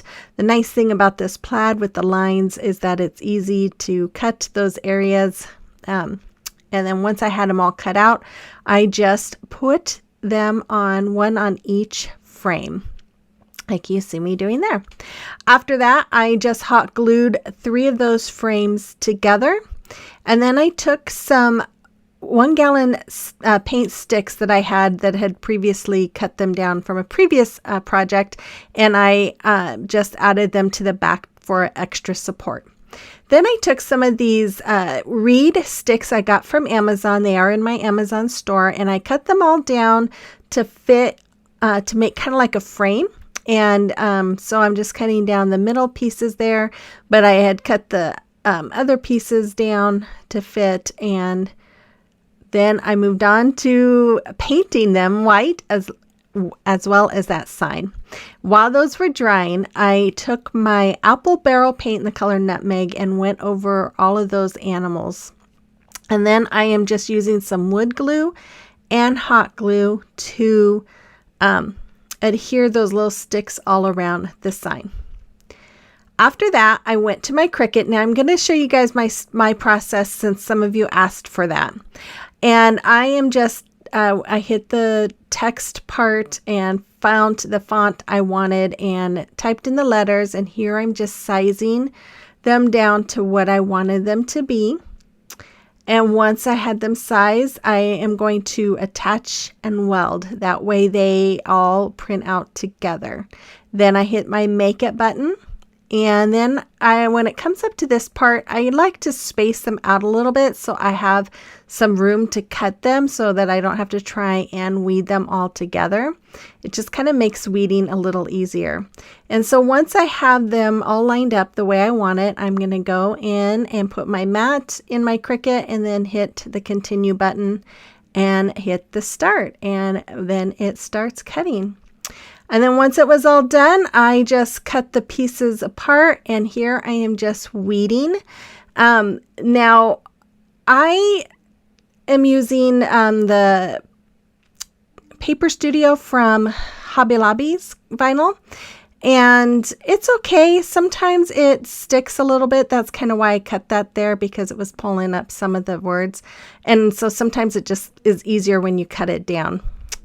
Once I had everything weeded, I am just taking my transfer tape and I am going to add the words on. I add eggs onto the chicken, milk onto the cow, and bacon to the pig.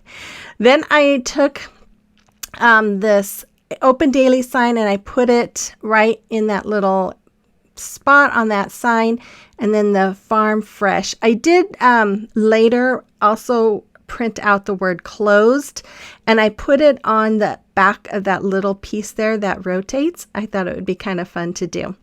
After I had them all on, I just went and did some dry brushing all around the sign, all around the edge, and then I'm going to do that little piece in the middle that moves. I just kind of move it out and then do distressing all around it, and then push it out the other side so I could get that way too. And then I'm just going to dry brush all around the middle of the words and the signs and everything, just so that it has that rustic farmhouse look.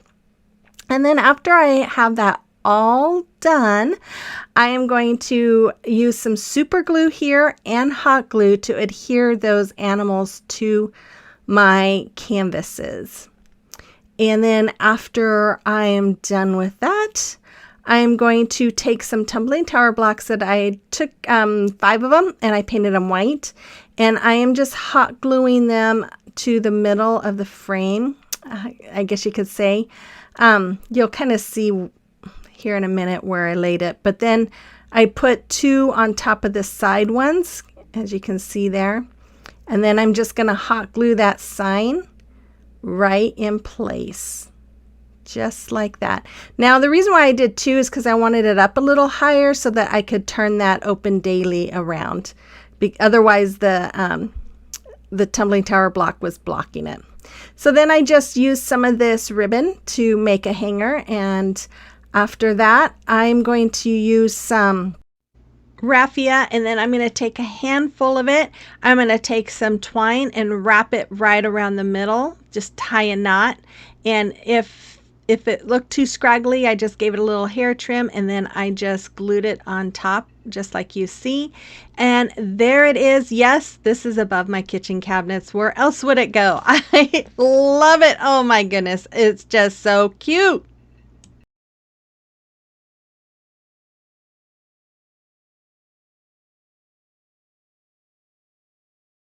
I'm going to start off. I used my little finger sander, sanded the edge of the pizza pan, and then I painted it with that crimson color.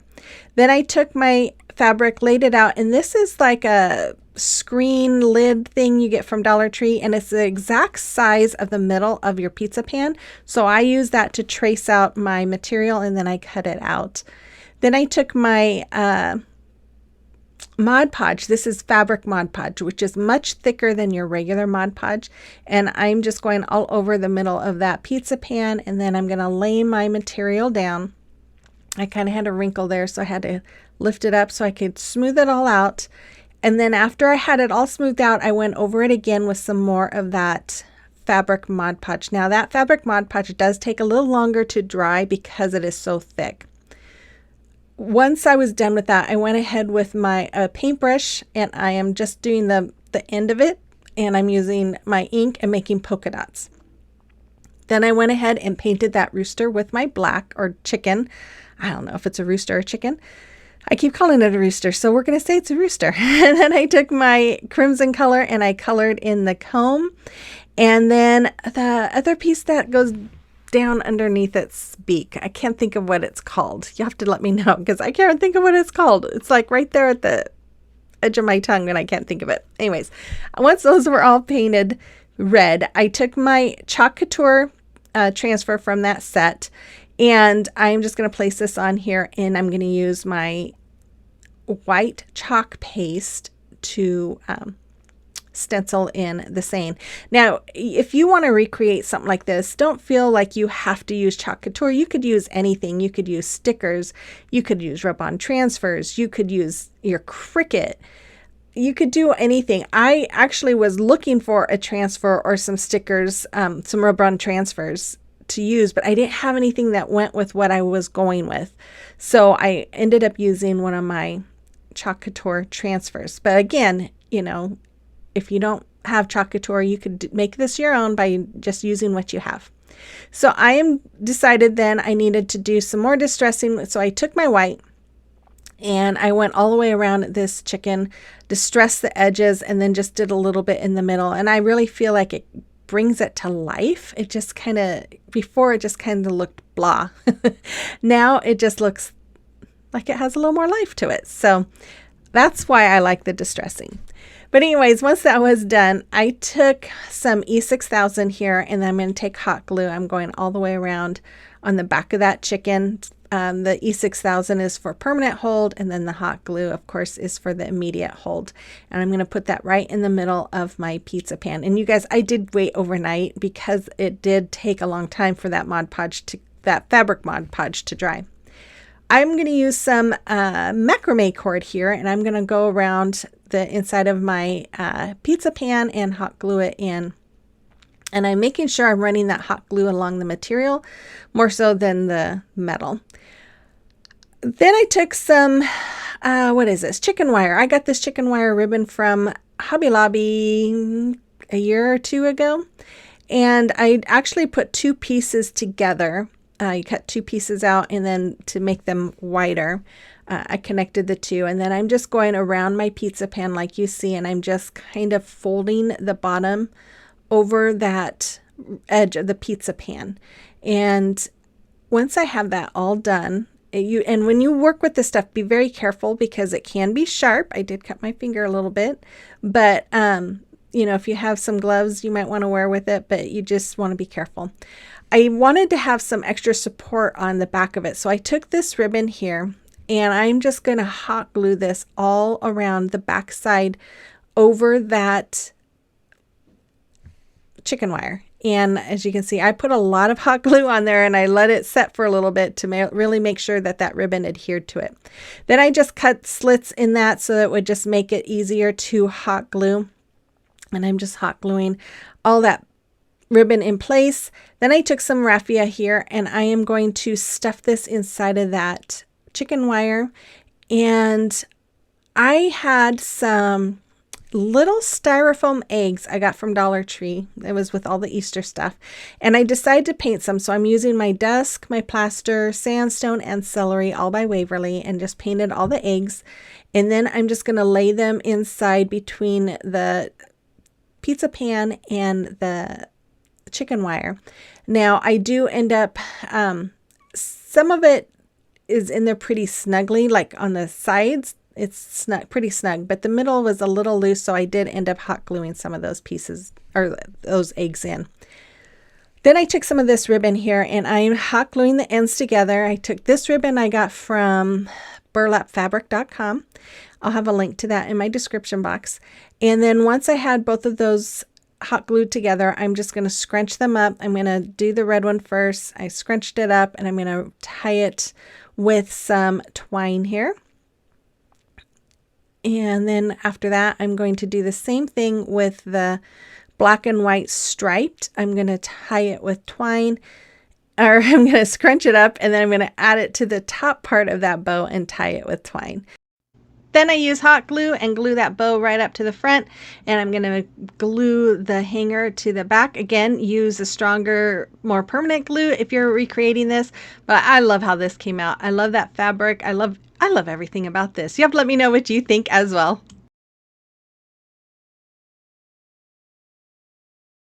Start off by painting both those wood rounds front and back with my plaster. Once they were dry, I took a chip brush from Dollar Tree and my hazelnut, and I am just going and making some cow prints.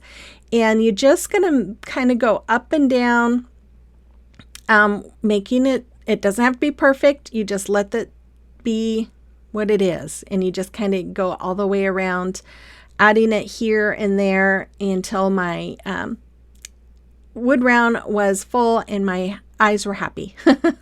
Then I took some wood glue here. I'm just putting it all around the back side of my 10-inch wood round, and then I'm going to also add the hot glue, and then we're going to put this right in the middle of the 14-inch wood round, just like you see me doing right there. After that, I took this stencil, and I did fuzz it a few times since it's adhesive, and I've never worked with their adhesive stencils before, so I wasn't sure how strong it was going to be, so I did it to be on the safe side. I laid it down where I wanted it, and I am using my chalk paste here to go over the headband area. And once I had that done, I lifted it up because I don't want my paste to dry on the stencil, so because I don't want it to pull it up. And then I just kind of press down the areas that we're going to be using the brown on, and then I am going to cover the flower as well and do the same thing, bringing it up and then pressing down around it so that that part stays not really on the picture itself, but the rest of the stuff sticks. I hope that makes sense. Then I took the camel, and I am just going to go all the way around this Highland cow with this camel. Now, I was going to do a Highland cow from my Cricut. So if you have a Cricut, they do have designs for Highland cows. If you don't have a Cricut and don't have this stencil, you can probably download a picture and print one out. And use that, or use the carbon paper to transfer it on. You could use a napkin. There's just all kinds of different ways you could add a Highland cow. You just kind of have to get creative. So once I had that all done, I took my howdy sign. I was trying to figure out how to get it to fit, and I decided at an angle was going to fit the best. So I just went over it with my eucalyptus chalk paste as well. Now, you guys, I seriously was trying to decide for this video if I should just do all door hangers or if I should do some other items. So let me know in the comment box below if you would be interested in a video with all door hangers, because I have some ideas. I loved working with wood and wood rounds and door hangers. So let me know if you'd like to see a video like that. So I took some of that braided jute cord and hot glued it around that smaller wood round. And then I'm taking some half beads. I took, I think, 60 half beads, and I think I only used 59, but I just painted them with my apothecary. And then once they were all dry, I'm just going to put wood glue on the bottom and add them all the way around that smaller wood round, and then I let it set overnight. Then the next morning I came in, and I'm just going to add some more of that braided jute cord all the way around the 14-inch wood round. And then once I was done with that, you guys, I absolutely love the way this came out. It is so rustic and so fun. I made some holes with my crocodile, but unfortunately I made them side by side instead of top to bottom. So because of that, my bow was going to be crooked. So I just took the end of that zip tie and ran it behind the twine on my bow. And that way it would hold it in place straight. Then I'm just going to add some boxwood greenery and some lamb's ear here. And I'm just going to add them into behind my bow into the zip tie. And then I'm just going to tighten the zip tie to secure that right into place. And then of course I cut off the extra and I add some more hydrangeas to the front of that again because I don't have any ribbon to match that color. I need to find some. Then I use my crocodile again to add a couple of holes, and then I'm going to add a hanger. I had to I couldn't use there's 3 different sizes on that crocodile. And I had to use the smaller hole punch because those beads were in the way. So I just used my needle nose pliers to kind of make the hole a little bit bigger so I could pull my twine through the hole. Then I just tied the knots on the end and we have this beautiful door hanger. I love this. This went to one of my friends back in Oregon. She just loved it. And so I was happy to send it to her. You have to let me know what you think about this in the comment box below.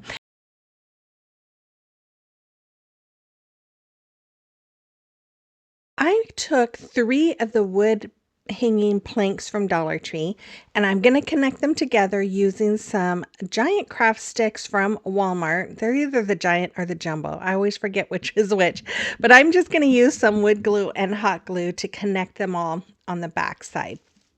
And after I have them all connected, I am going to just wait a minute here. There we go. I'm going to fill all those holes with my spackling from Dollar Tree.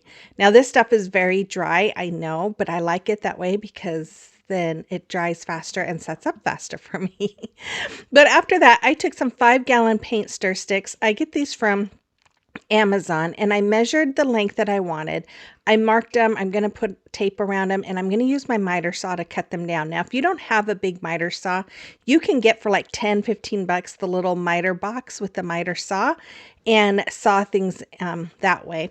So I'm just going to glue these onto the front of my 3 wood planks that are glued together.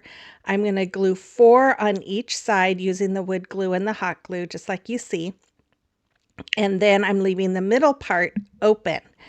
And after I have this done, I am going to take some 1-gallon paint stir sticks. I ended up, I have some new 5-gallon paint stir sticks that I ordered from Amazon recently that aren't as thick as the ones that I used.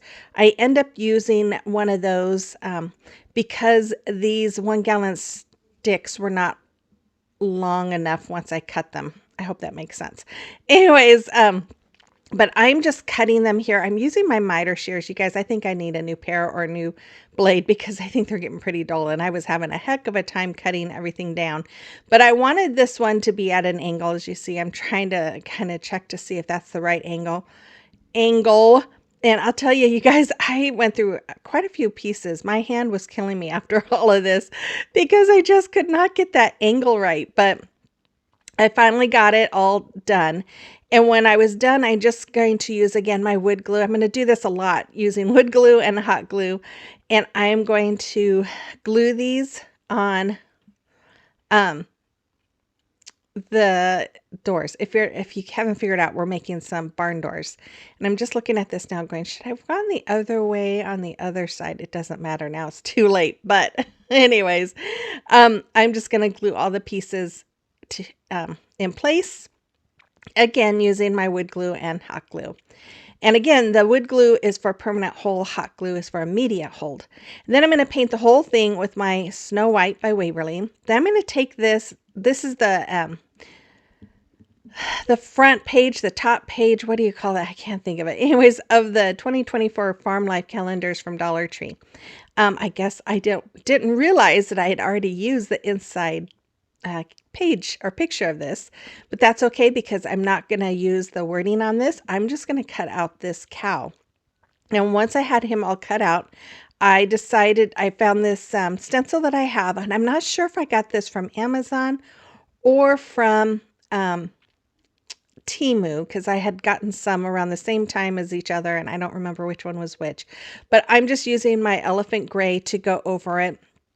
You could always use stickers, you could use wood letters, you could use your Cricut, or you could find the stencil and use that as well. Then I realized I didn't like the doors being white, so I painted them with my Waverly chalk paint, the color crimson. Then I'm going to take this picture, this calendar page, and I'm going to use my Mod Podge just on the back of it. I just poured it on the back, and then I'm just going to use a brush to kind of brush it all on. I didn't feel like going over using my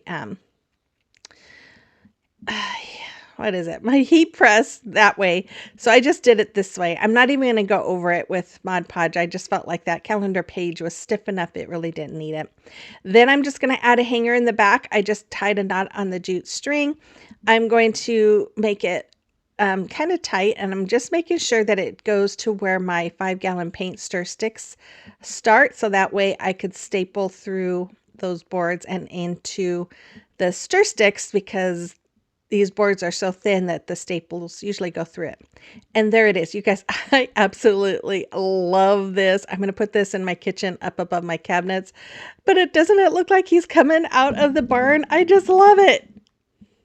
So I'm going to take 4 of these oval plaques from Dollar Tree, and I'm going to take 2 of these tile pieces from Dollar Tree. I'm going to trace them out just like you see, and then I'm going to cut out 4 of those. Now, if you have the ones that the oval plaques from Walmart, I would suggest using those. I wanted something a little smaller, but I had the ones from Walmart, but I only had 2 or 3. I didn't have enough of them. So I'm going to use my Fix All glue. I'm going to go all around the back of the wallpaper pieces, and then I'm going to go around the edge with my hot glue. Now be careful if you recreate this, because it does make that plastic hot. So like when you press down on it, it will be warm. Once I had those all on my oval pieces, I painted them with my Snow White by Waverly. And once they were dry, I'm going to take this sponge brush. I'm going to dab a little bit of the elephant glue on it, and I'm just laying it flat and just brushing it over all of the raised areas. Now it does get a little bit on the non-raised areas, and I'm fine with that because this is more of a farmhouse look, and farmhouse is not perfect, and that's one of the things I love about it, because I'm not perfect. Anyways, I'm just gonna brush it all over each one of my plaques until I was happy with the way it looked. Once I am done, I'm going to take these 4-inch wood letters from Hobby Lobby. I'm going to paint them with my Waverly chalk paint in the color Elephant. Then I'm going to use my Tite Bond Quick and Thick multi-surface glue and hot glue. This time it's Tite Bond instead of wood glue. And I'm going to connect my wood pieces to each of the oval pieces. Don't ask me why I'm using the Tite Bond and not wood. It doesn't matter. They both work well, but the Tite Bond does set a lot faster, but it doesn't matter because I used hot glue. So I don't know. There's no rhyme or reason to my method. It's just kind of what's handy. So then I took 2 of these long signs from Dollar Tree. Dollar Tree. I'm going to connect them the same way as I did the last one. And then I took my elephant chalk paint, because this is more of an off-white and the other ones are more white, and it didn't quite look right together. So I'm going to do some dry brushing all along this, and I really love how this came out. And then it kind of looks more like reclaimed wood. So then again, I'm going to use my wood glue and hot glue on the back of the oval pieces, and I'm going to glue these all on top or in front of my signs. Now you guys, it took me forever to find stuff in my craft room that these ovals would all fit across. And I'm so glad these worked on this, because I was about to give up. I'm going to take my twine, my braided jute cord. I get this from Amazon. I just love this stuff. And I decided to go around each of my oval. And I know they're not going to go all the way around because they're too close together, but that's okay. I still think it looks really good together. It makes it look farmhouse-ish or country-ish, rustic, whatever you want to call it. I love it. So I'm going to take some of this black and white check ribbon. You know, you guys, I have not found this at Dollar Tree for a long time. Have you guys seen this at Dollar Tree? It's been forever since I just thought about that the other day. I'm getting low and I'm like, man, I haven't seen this at Dollar Tree forever. Anyways, I added that to the top and the bottom of my sign, and then I'm just going to make just a regular shoestring bow with that same jute cord. And then I'm going to glue it in the front. And then I did create a couple holes with my crocodile. I didn't show you that because this piece is so big. It didn't show it in my camera. So I just strung some of that cord through the holes and tied knots on the back, and there it is. I love how this turned out. I just think it's so pretty. I hope you did do too. Let me know in the comment box below. So for this DIY, I'm going to take this little pail I got from Dollar Tree, I don't know, a year ago or so, and I'm going to sand it off just a little bit, just so that when I paint it, the paint will adhere a little bit better. Then I paint it with my Waverly chalk paint in the color Plaster. And once it was all done, I took these small craft sticks from Dollar Tree, and I'm going to cut them down to fit, well, to be all the same size. I'm cutting the edges off. And then I am going to take some of my bamboo sticks that I have, those craft sticks, and a small, or not a small, but a medium size half bead, and paint them all with my Waverly chalk paint in the color ink. Then I took this IOD stamp. This is from the new spring collection, and I am going to stamp my little chicken on both sides of my pail using some black ink. And look how cute this is when I take it off. I love it. Oh, so cute. And I took my ink color paint, which is black, and I'm just going to go over the top rim all the way around, and then I'm going to go over the bottom of the pail. And I do make a few little spots to make it kind of look like it chips, and I just kind of went around the pail and made a few little spots here and there, just kind of brushing it on like that. I had taken some of these finial caps from Hobby Lobby, and I had also painted them with my black color. I'm using my Fix-All glue and hot glue, and I'm going to glue them onto the bottom of my pail so that we have little stands so they kind of stand on their own. I just thought it gives it a little bit more of a dressier look.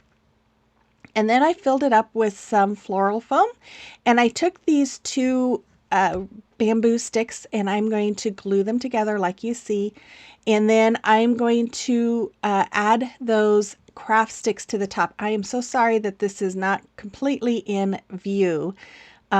Sometimes it's hard when you're doing this stuff to know whether it's in view or not, but I'm just going to glue them on top of each other, just kind of doing a crisscross and then just adding them in. And then I added the half bead on top. And then I poked them into my floral foam and added a few smaller pieces between the two larger pieces. I took these new greenery pieces I just found recently at Dollar Tree, and I'm just going to fill up my pail with them, and that's all there is. The only thing I wish I would have done differently, and I might go back and do, is dry brush a little bit of white on the windmill part. I think that would just kind of help bring it out a little bit more, but I love how this came out. I just think it is so stinking adorable. See, yeah, it needs a little dry brushing, I think, but I love it. You have to let me know what you think about this in the comment box below. I started off by painting all of those terracotta pots inside and out with my Waverly chalk paint in the color Snow White. Then I took a pencil here, and I'm just drawing out what would look like cow spots. But after that, on the other ones, I didn't use my pencil. I just brushed them on how I thought they would be. So I'm just going over those drawings with my brush, just trying to make them look like cow spots. And I do that all the way around the outside and the inside. And then I am going to paint the rim of that pot with my black. Now I do this on this piece and the 4 little mini ones, and then the other bigger piece I made a few spots, not as many, and then I took that little wood flower pot and I'm using it to draw the circles for the eyes, and then I am just using a paintbrush to go around and make the eyes. Now I did get this idea off of Pinterest. I will have a link to it in my description box if you want to see the original.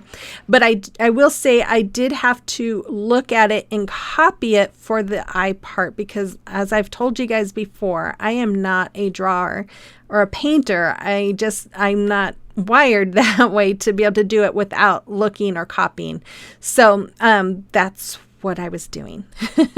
Then after that was all dry, I'm taking a small paintbrush with my white chalk paint here, and I'm just making half of that eye I'm painting with white.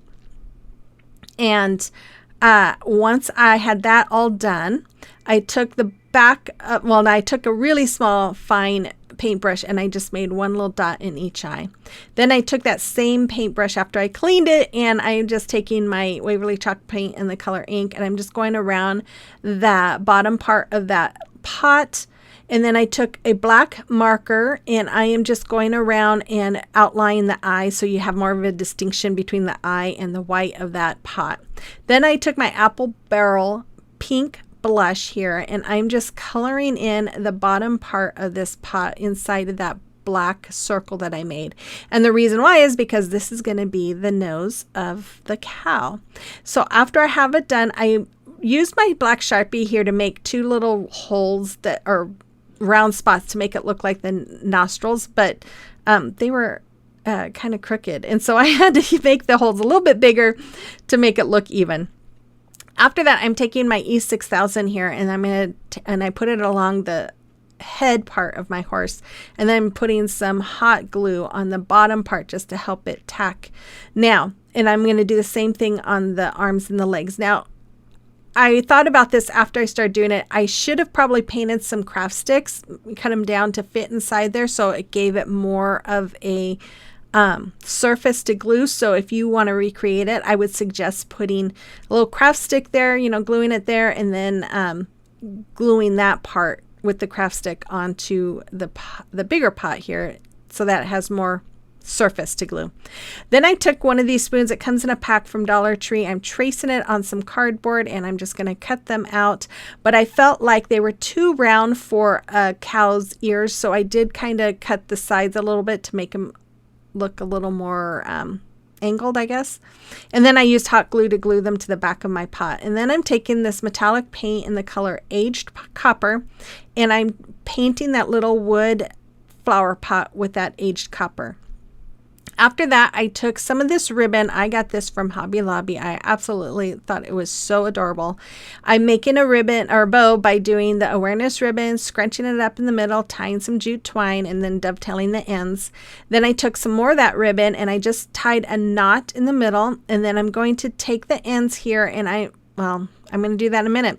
I took some twine and made another finger bow and added it to the bow, and then I'm just going to hot glue it to the top of the head. Here's where I angled the ends of my I guess I could have dovetailed it. I don't know why I did it that way, but I glued the bow on, and then I glued the little pot that I painted to look like a bell, and look how adorable this cow is. I absolutely love this cow. I have this in my family room. I just think it's stinking adorable.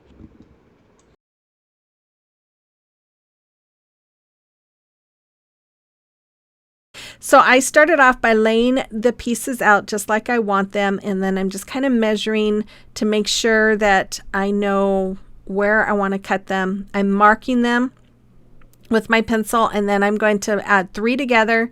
I'm going to tape them all together with my marked one on the top, and then I take them outside and I cut them with my miter saw. Now, if you don't have a miter saw, there are miter boxes that have the handheld saw that are not very expensive. You can get them at Lowe's, hardware stores, wherever, for about $10 to $13.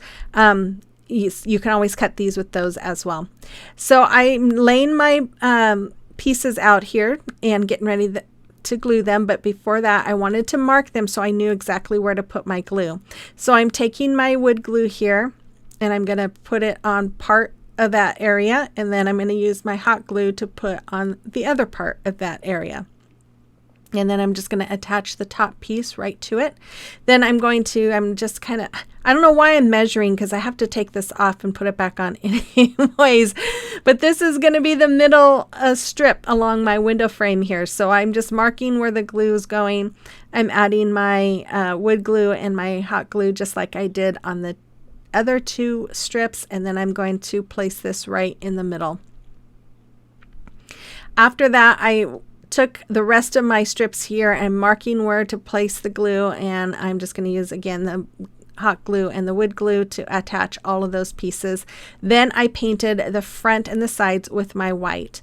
After that, I took this fabric, I cut it out, and I am tucking in all the rough ends so that we have a nice clean end to my fabric. And then I'm going to use my stapler and I'm going to staple, but I'm only stapling where they connect to the other wood pieces, because if I did all of it, then the staples are too long and they would go through the other pieces. So on the parts where I did not have those 2 wood pieces connected, I am adding some hot glue underneath my fabric to keep it all laid in so that you didn't see the back, because I didn't paint the back. After that, I took some of this ribbon and I'm just going to hot glue it around both of those pails to cover up what was there previously. And after that, I don't know what I did, but I have to say I love this ribbon. I think it is so pretty. I was just really in this kind of red and white country feel when I was doing these. So I took some E6000 and hot glue here. I'm going to put it on the bottom of my pails and attach it to the bottom of my windowsill, but I just didn't feel like that was going to be strong enough. So after I made these finger bows, I connected them to the front of my pails. And then after I used my Waverly chalk paint and the color ink to go around the rim of the pails to give it that enamel look, I am going to take another wood plank from Dollar Tree, one of the small ones, and I am going to fill those holes with spackling because we don't want to see the holes. And then after that, I will paint it with that white, and I paint the front and the back. And then I'm taking my wood glue and my hot glue here and adding it to my wood piece here, and then I'm just going to add my windowsill to it, just like you see me doing right there. After that, I took some floral foam, hot glued it, and put it inside my pails there. And then I'm cutting off the rosemary picks, and I'm just placing it inside, and then I'm going to use the berry clusters and just have them inside of those rosemary picks. And I take my favorite braided jute cord, I tie knots on the ends, and then I'm going to use it for a hanger. I'm going to glue it right inside the fabric, between the fabric and the sticks there, and there it is. I love this little farmhouse window. I just think it is so fun and so farmhouse.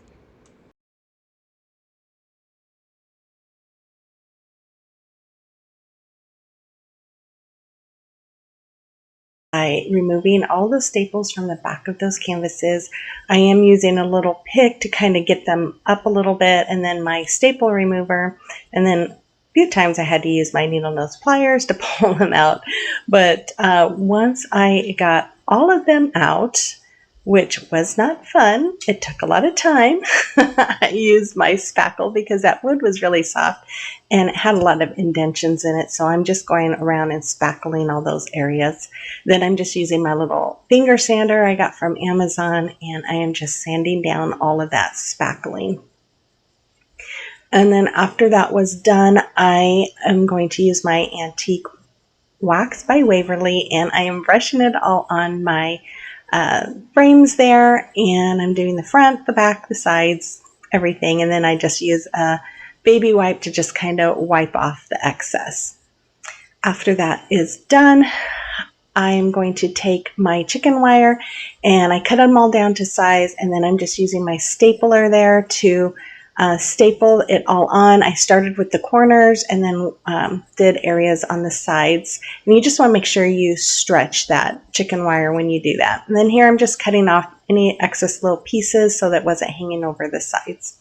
Then I took some wood glue and some hot glue, and I am going to put those together. Now, when I put that together, I did kind of have to hold it in place for a little bit because the chicken wire was kind of in the way and making it not want to stick. So I just had to hold it down for a little few minutes to get them to really adhere. And I'm just creating like a box. And this process was pretty easy. It was just very time consuming with removing all those staples and waxing everything and then adding the chicken wire and everything. Yeah, it took me pretty much all day. After that, I am just taking these 1 gallon paint stir sticks and I'm just measuring them to fit all around the top of those 2 lanterns. And I'm just using my miter shears here. Now, these miter shears, sometimes they will cut all the way through the first time, and sometimes I just kind of had to keep working at it to get them to cut all the way through. But I was just being lazy. If you have a miter saw or a big saw, you could go out and cut them yourselves. But like I said, this was taking me all day. And by this time I did this, I was not wanting to do any extra steps because I was getting pretty tired. So I'm just taking some more antique wax and waxing all of the paint stir sticks and then wiping off the excess. And then once those are all done and dry, I am just going to use my wood glue and hot glue again and adhere them to the top of the lanterns. And then after those were all glued on, and then I'm going to glue on some nautical rope from Dollar Tree for the handles, and I do that on both of them. And I love these. These sit in my family room year round, and I decorate them for the seasons, and I just love them.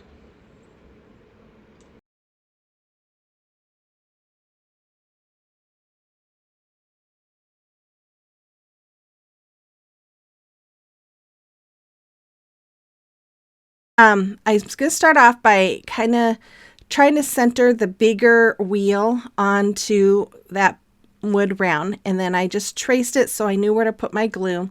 I'm going to add wood glue in the middle here, and then I'm going to add hot glue all the way around. And even using that ruler, you guys, one of them is still just off just a hair, enough for me to notice and be irritated by it. But oh well, that's the story of my life. So I added the big wheel there, and then I'm going to add some wood glue and hot glue to the one of the candlesticks here. And I'm going to add that to that wood wheel there and upside down like you see. I'm going to take the other wood candlestick. I'm going to add the wood glue and hot glue to the bottom of the one that's already attached, and then add it so they're bottom to bottom. Then I took my wood glue and hot glue again, and I'm going to add one of those smaller wheels to this one. Now, this is the bigger candlestick. The other one, I did not add that top wood wheel. And once I was done, I painted both of those with my Waverly chalk paint in the color ink. After that, I took 2 of these pails from Dollar Tree, and I'm taking my ink color and a very small brush, and I'm just going to paint both the bottom rim and the top rim, being very careful not to get it onto the pail because I didn't want to have to repaint anything. And so once I had that all done, you can see I'm doing the top, and I kept having to clean up my mess on the inside. But once I had that done, I got these rub-on transfers from Dollar Tree. I have quite a few in my stash. I cut out this little flower here, and I'm just going to add it to the front of my pail, and I do this on both of them. And I'm just going to keep rubbing until I can tell you can kind of see a difference in the color. And then I'm just going to remove that top piece there, and then I took some cut out some leaves here, and I'm going to add 1 leaf on each side of that flower, and just going to do the same thing with rubbing until you kind of see a little bit of a change in the color, and then remove the top layer. And I love how these came out. They're so cute. So I'm taking the Fix-All glue from Dollar Tree, and I'm going to add that to the top of my candlestick, and then I'm just going to add it and try and center it as best as I can. And then I'm going to do the same thing with the taller candlestick that I made, and I'm just going to add that to the other pail, and then I left them overnight. So the next morning I came in, and yes, I'm still wearing my pajamas. And I am just going to use some boxwood from Walmart. I love this stuff, and I thought I had more, and oh my goodness, I'm going to have to find more. Hopefully they get it in soon. And then I think these are like some hop bushes or something that I got from Dollar Tree this fall. And then this just said greenery, artificial greenery or something. But I thought they were kind of cool looking. So I'm just going to pull the little wires off. They're just wrapped with floral tape, and I'm just pulling them off and then just kind of cutting them down to size and sticking a few in. And I did this on both of the pails, and I did have floral foam inside of those. And there they are, super simple, but I just think they're so cute. And Farmhouse. You'll have to let me know what you think about this one as well in the comment box below. So I started off by drilling a new hole because those other holes were at an angle and I wanted my bar to go across straight. I'm sorry I didn't show this. I sanded those spindles, and we attached them using wood glue and hot glue. Then we took some 2x4s that we had, cut them down, and here I am just measuring them to be in the center. And then I'm going to use my hot glue as well as my my wood glue here to connect them. This is to give it a base, and we wanted to make sure that the base was heavy enough that it wouldn't be top heavy. So that's why we are doing it the way we are doing it. So I'm going to add this piece to this side of it, and then I'll add the other piece to the other side. And again, I get so busy sometimes when my husband is helping me do these things that I forget to record. And afterwards, I'm like, oh my goodness, why didn't I record? So I apologize. I will try to do better in the future. So once we were done with that, my husband helped drill a hole in the top of the spindles there. And then we drilled a hole in the charm, and we're attaching it to the top of my spindles. Please don't look at the messy craft room that needs to be cleaned up after Christmas so badly. After that, I painted all of that with my Waverly chalk paint in the color white. If you have a warm area, you should go outside and spray paint it, but it's too cold here to do that. And then I took my lantern, and I'm just using some hot glue and some E6000, and I put that on the top of my lantern. But this thing was so high, I couldn't get it to be on. I couldn't record it. Anyways, I took some hot glue here, and I had painted couple half beads, and I put them over those previous holes to cover it. And then I took this plaque here and painted it with white, and then I'm just doing my distressing with my elephant gray. As you can see on those spindles in the base, I also did the distressing with the elephant gray. But again, if you don't like distressing, you don't have to do that. But I wanted to do that. I like it, but plus because the lantern has some distressing, and I thought it would match better. So then I took a decal I created with my Cricut here, and I'm just going to put it on the front of my sign. And that sign I did paint front and back. Then my husband drilled some holes so that I could add these this twine as hangers. I'm just going to tie knots on the end, and there it is. I have this in my entryway all year long, and when I decorate it for Christmas, it's just even more beautiful than it already is.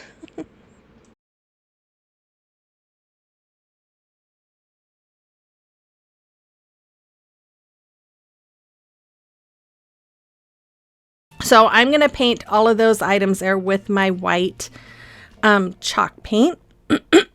And once it was all done, I cut out my little scale looking front piece. I don't know what you call it.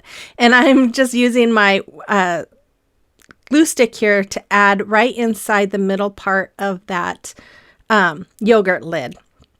And then after that, I took these three colors, Apple Barrels, Tuscan Red, and Deco Arts Cinnamon Stick and Espresso, and I mixed them together to try to make kind of a rust color. And then I'm just going to go around and add, smear some of it all around the edge, because if you saw the picture, it has a little bit of the rust color in it with some black or gray. So I was just kind of trying to add a little bit around this just to kind of match with the picture. And now I just Googled scale faces and different images popped up, and I just printed the one that I found. And so if you want to do this, you can easily recreate this by using other items. I've seen other people, even Sammy, create one of these, I believe, with different items. So just Google them on YouTube and you'll be able to find farmhouse scales. So as you can see, I am just doing some dry brushing with my gray. I'm going a little heavy over the edges here. I want it to look very worn. And then after I get done with the gray, I'm going to do the same thing. I'm going to go over it with, I guess before that, I'm going to use my E6000 here and some hot glue, and I'm going to glue the lid right to the front of this candle holder. And you'll see me do that here. And then I'm going to do some of the rust color. I did a little bit of dry brushing all over the scales with that as well.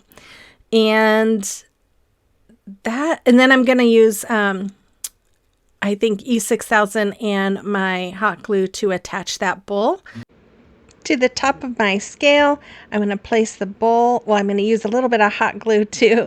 I'm going to place it right on top there. And then I just filled it up with some boxwood greenery and some lemons, but you could fill it up with anything. But I just thought that candle holder was perfect for this.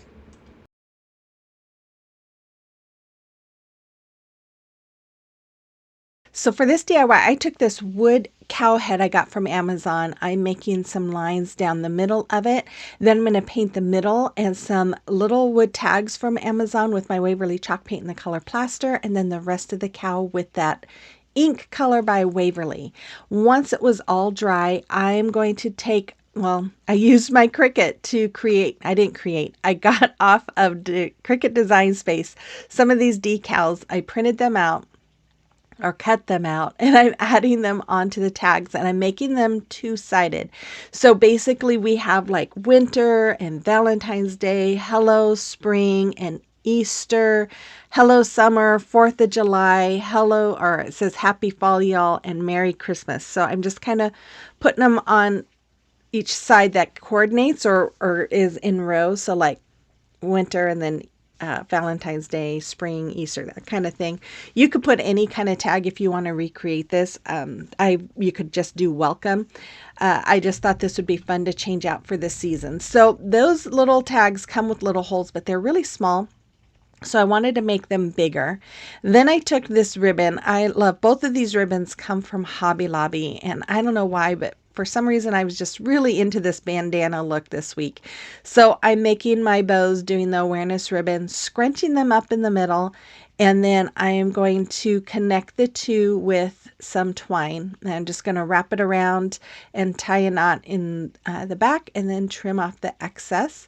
And then after I do that, I will dovetail the ends, which to dovetail, you're just going to fold the ends together and then cut at an angle. And I dovetailed all 4 of the tails that were on that bow. Then I made a couple of holes. Now I should have made this a little more to the middle. After I made that first one, I'm like, what was I thinking? That was too far over to the right, but that's okay. We're able to make it work. And then I made 2 more holes, one on each side for the hanger. So my idea is to use a zip tie and to connect my florals and my bow with that zip tie. And the reason why I'm doing this is because that way, this is going to be a door hanger. It could be changed out for any season. So if you wanted to make this more Christmassy, you could put more Christmassy bows on there and more Christmassy greenery.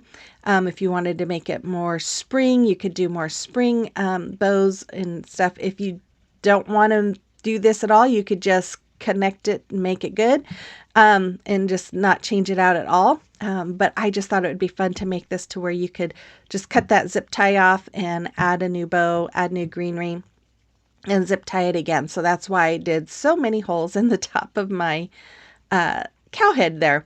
And if you're not familiar with what I used a big mouth crocodile. I do have that in my Amazon store. The link is in the description box. I also have the smaller one too. So then I also made a hole in the ear, and then I'm just going to use some twine. You could use like floral wire. You could even use a zip tie if you wanted. I just decided to use twine. I'm going to run it through the hole of my little tag, and I'm just going to tie a knot. That way I can just change out the twine, just cut it off, and change it for the next season. And so once I trimmed that off, that was all there was. It's super easy. I love this. I just added a hanger, just some jute twine in those side holes. And there it is. I love it. You have to let me know what you think about this in the comment box below.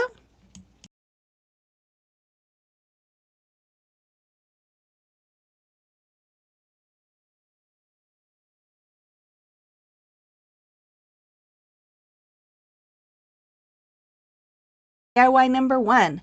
So I took 2 of these wood tag signs from Dollar Tree. They're part of the Shore Living. I got these last year. I tried to scrape off the cork board and I couldn't get all of that off. So I thought, well, I'm going to just paint over it and see how it looks. It looks fine. A little textured, and that's okay. So I used my Waverly chalk paint in the color Agave. And then after those were done, I took this IOD stamp and I'm just inking it up with some black ink. And if you don't have IOD stamps, you don't have to use this. You could recreate this by doing a stencil or a rub-on transfer, or you could use the metal chicken from Dollar Tree or the wood chicken from Walmart. There's all kinds of ways you can recreate this. Or you could just make it different, just the way you like it. Anyways, I'm just adding my stamp here and I'm pressing down on it to make sure that it goes all the way through.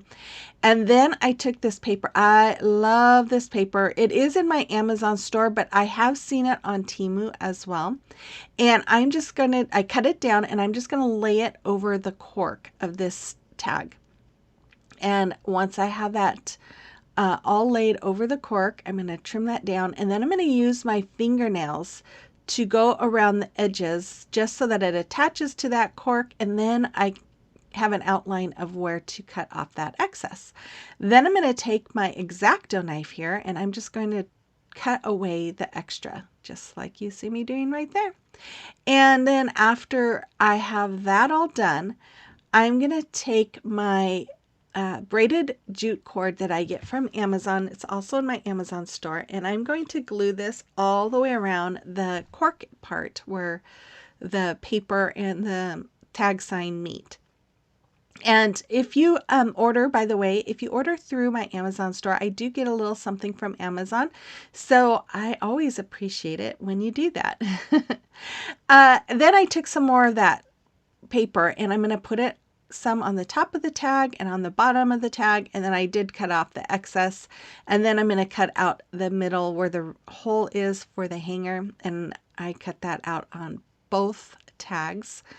And then after that was done, I took my Waverly Antique Wax and my little chippy brush, and I'm going to go around and distress the edges. And as I was doing this, I'm like, wait, I know I'm going to put some twine around it and you're not going to see it. So I'm going to go a little heavier, which I loved. I'm glad I went heavier because I'm like, oh, wait, I really like this. So I just started going all around my picture here. And I love how this came out. I love Rustic. If you don't love distressing or Rustic, you don't have to do that if you recreate this. You just make it your own. Do what you like and what makes you happy. This makes me happy. So after I had that all done, I took some more of that twine and I'm going to glue this all around this tag sign. Now, I did not do this on the other tag sign because I had glued it around the corkboard part. I felt like if I would have done this around the edge of the other one, it would have been too much. So I just did it on this one. And then I took some more of that and I'm going to glue it around the hanger hole there on the chicken one. I did not do that on the other one. And that's because this one is going to go on top of the other one. So after that, I laid them where I wanted, and I am using my pin to kind of trace out where they're going to be. Then I'm using my Tight Bond wood glue here, and I'm going to use my hot glue. And of course, the wood glue is for the permanent hold. The hot glue is for the immediate hold. And I'm just going to glue those two tags together.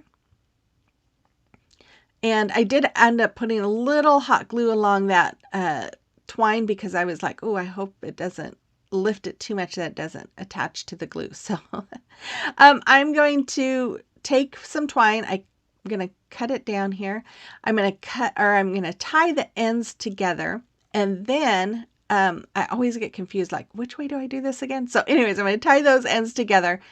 I am going to put, which way do I do it? I'm going to put the bent in through where the knotted ends are, and then pull tight. And there it is. I thought about putting a bow on it, but I really loved it the way it was. So I decided not to do the bow, but oh my goodness, I just love this. I hope you do too. Let me know in the comment box below. So for this DIY, I am going to use 2 of these MDF barns from Dollar Tree, and I am using my heat gun to remove the top piece here. Now they do have some little brad nails that are holding them in place, so you do want to be really careful. I'm trying to be really careful because I did not want to break this, so I'm just doing that really I did it pretty slow. And then I'm going to remove all of the paper.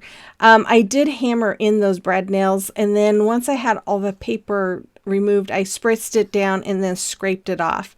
And then I painted both sides with my Waverly chalk paint in the color Crimson. Now, I know this is MDF, but I'm going to be using wood along with these because I didn't have any wood barns. I'm going to take, after they're painted, I also painted the top pieces white, and then I'm using my Tight Bond Thick and Quick multi-purpose glue and my hot glue on the back of this, and then I'm going to place those back over the top part of my little barns. And after that, I took 2 of these reed sticks that I get from Amazon. I do believe there's some in my Amazon store as well. And I'm going to paint them with my Waverly chalk paint in the color white. Once they are all dry, I took my ruler here and I'm measuring. I wish I could remember what the length was, but I cut 2 down. No, I cut 2 down because of the 2 barns, but I'm going to make the barn doors with these. So I am just kind of doing some measurements here on the ones that I need to cut down. And I am going to use my miter shears. You guys, if you don't have those, I recommend getting some because they are amazing to use for stuff like this.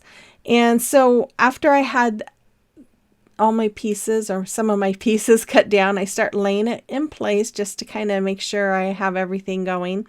I have my 3rd piece here that I need to make for the middle. And then I think I'm going to glue them all in place next.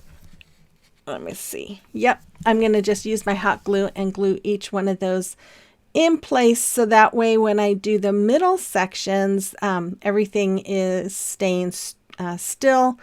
And that helps me get the right sizes for the next step, because the next step is a little more tricky. So I'm going to take, once I finish this middle section here, I'm going to take some more pieces. I'm going to take a piece. I'm cutting the top part at a 120-degree angle, and then I laid it down and I marked where that piece hit the middle piece, and then I cut at the same angle. And then there it was. And I just did that. This was a little longer than what I needed it to be. I would rather it be longer than shorter. So I just kind of kept cutting just a little bit at a time until I got it down to where it fit. And then I just did that for 4 more pieces. And then I just hot glued them all in place. After that, I took some giant craft sticks from Walmart, and I am just marking where they're going to be hitting the end of the barn. And then I'm going to use my scissors to cut them down. Now, when you cut these things, you want to make sure your hands are really close to where you're cutting. That way it doesn't splinter, because it does splinter the top part. Then I painted everything, a shelf, one of those small shelves from Dollar Tree, and those craft sticks with my crimson color. Then I'm going to use my wood glue here and some hot glue, and I'm going to attach those barns to the bottom, which is that shelf. And this is the shelf that comes in a 2-pack. So I'm just using one. And then after I have this all attached, you guys, I just absolutely love the way this came out. It is, I think, stinking adorable. And yeah, there we go.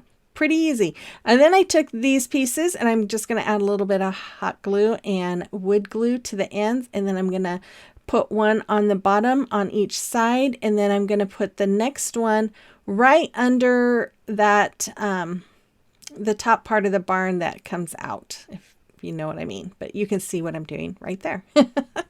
So once I have my hot glue and wood glue on there, I'm just going to add another one there.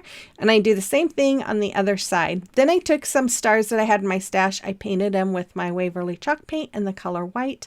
And I'm going to add one right there. I was trying to figure out what to do. I could have made another little window, but I didn't want to go through the hassle of cutting all those wood pieces again. So then I took some floral foam. I added some hot glue so it would stay in place, added some more hot glue on top, and then added a whole bunch of moss. This is a huge bag that I got from Hobby Lobby. And then I took some flowers and some eucalyptus leaves from Dollar Tree, and I am just going to fill this up so that it's a little planter. Now, you guys, this would be really cute, like in your kitchen, if you had like a mason jar, salt and pepper shaker, or I don't know, any kind of salt and pepper shaker, or maybe a, I don't know, napkin holder or utensil holder or something. Would be really cute. Yeah, I think it would be adorable. And anyways, I used it as a planter instead, and there it is. I love how this came out. I love it. I really love it. You'll have to let me know what you think about this one in the comment box below. So I'm going to take this tag sign from Dollar Tree. I'm going to remove that little chalkboard piece, and then I am going to remove all of the paper from the front of it. And you guys have probably seen me do this a million times, but if you want to just paint the back side of it, you could do that. I just like to have mine more of a finished look in case I ever decide to sell it.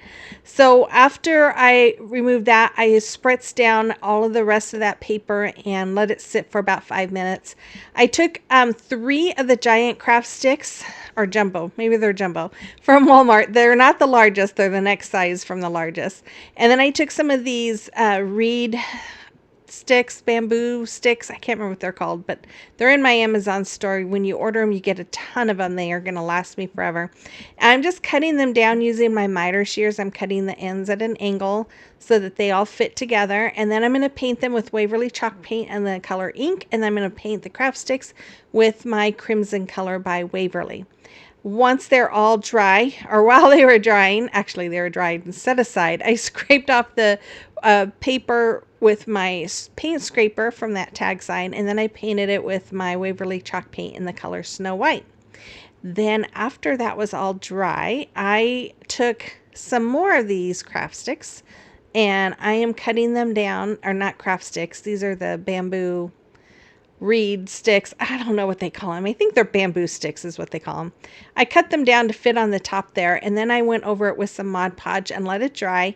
I removed the back layers from this napkin, and then I'm going to cover it with, you know what? I don't know if I got these napkins at Hobby Lobby or Dollar Tree. I think it was Hobby Lobby. Anyways, I went over that like I always do with my heat press, and then I went over it with some more Mod Podge to protect that napkin. And then when it was dry, I just sanded off the excess napkin. Then I'm going to use my Titebond Quick and Thick multi-surface glue to glue those pieces that I had painted black onto the top of my tag sign.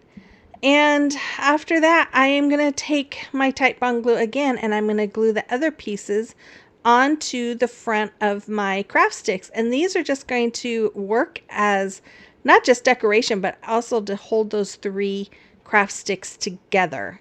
So yeah. Anyways, I took some square dowels. I had cut them down to the size I needed and painted them with my crimson color. And then I had created this saying with my Cricut, and I'm going over it with my white chalk paint. And again, if you don't have a Cricut, you could still recreate this if you wanted to. You could use stickers, would be great for this.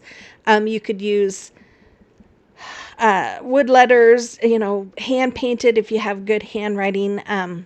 Just make it your own. Think of ways that you could make it your own. And you wouldn't even have to use this tag sign. You could use any tag sign and then, just find a square piece of wood or MDF to use.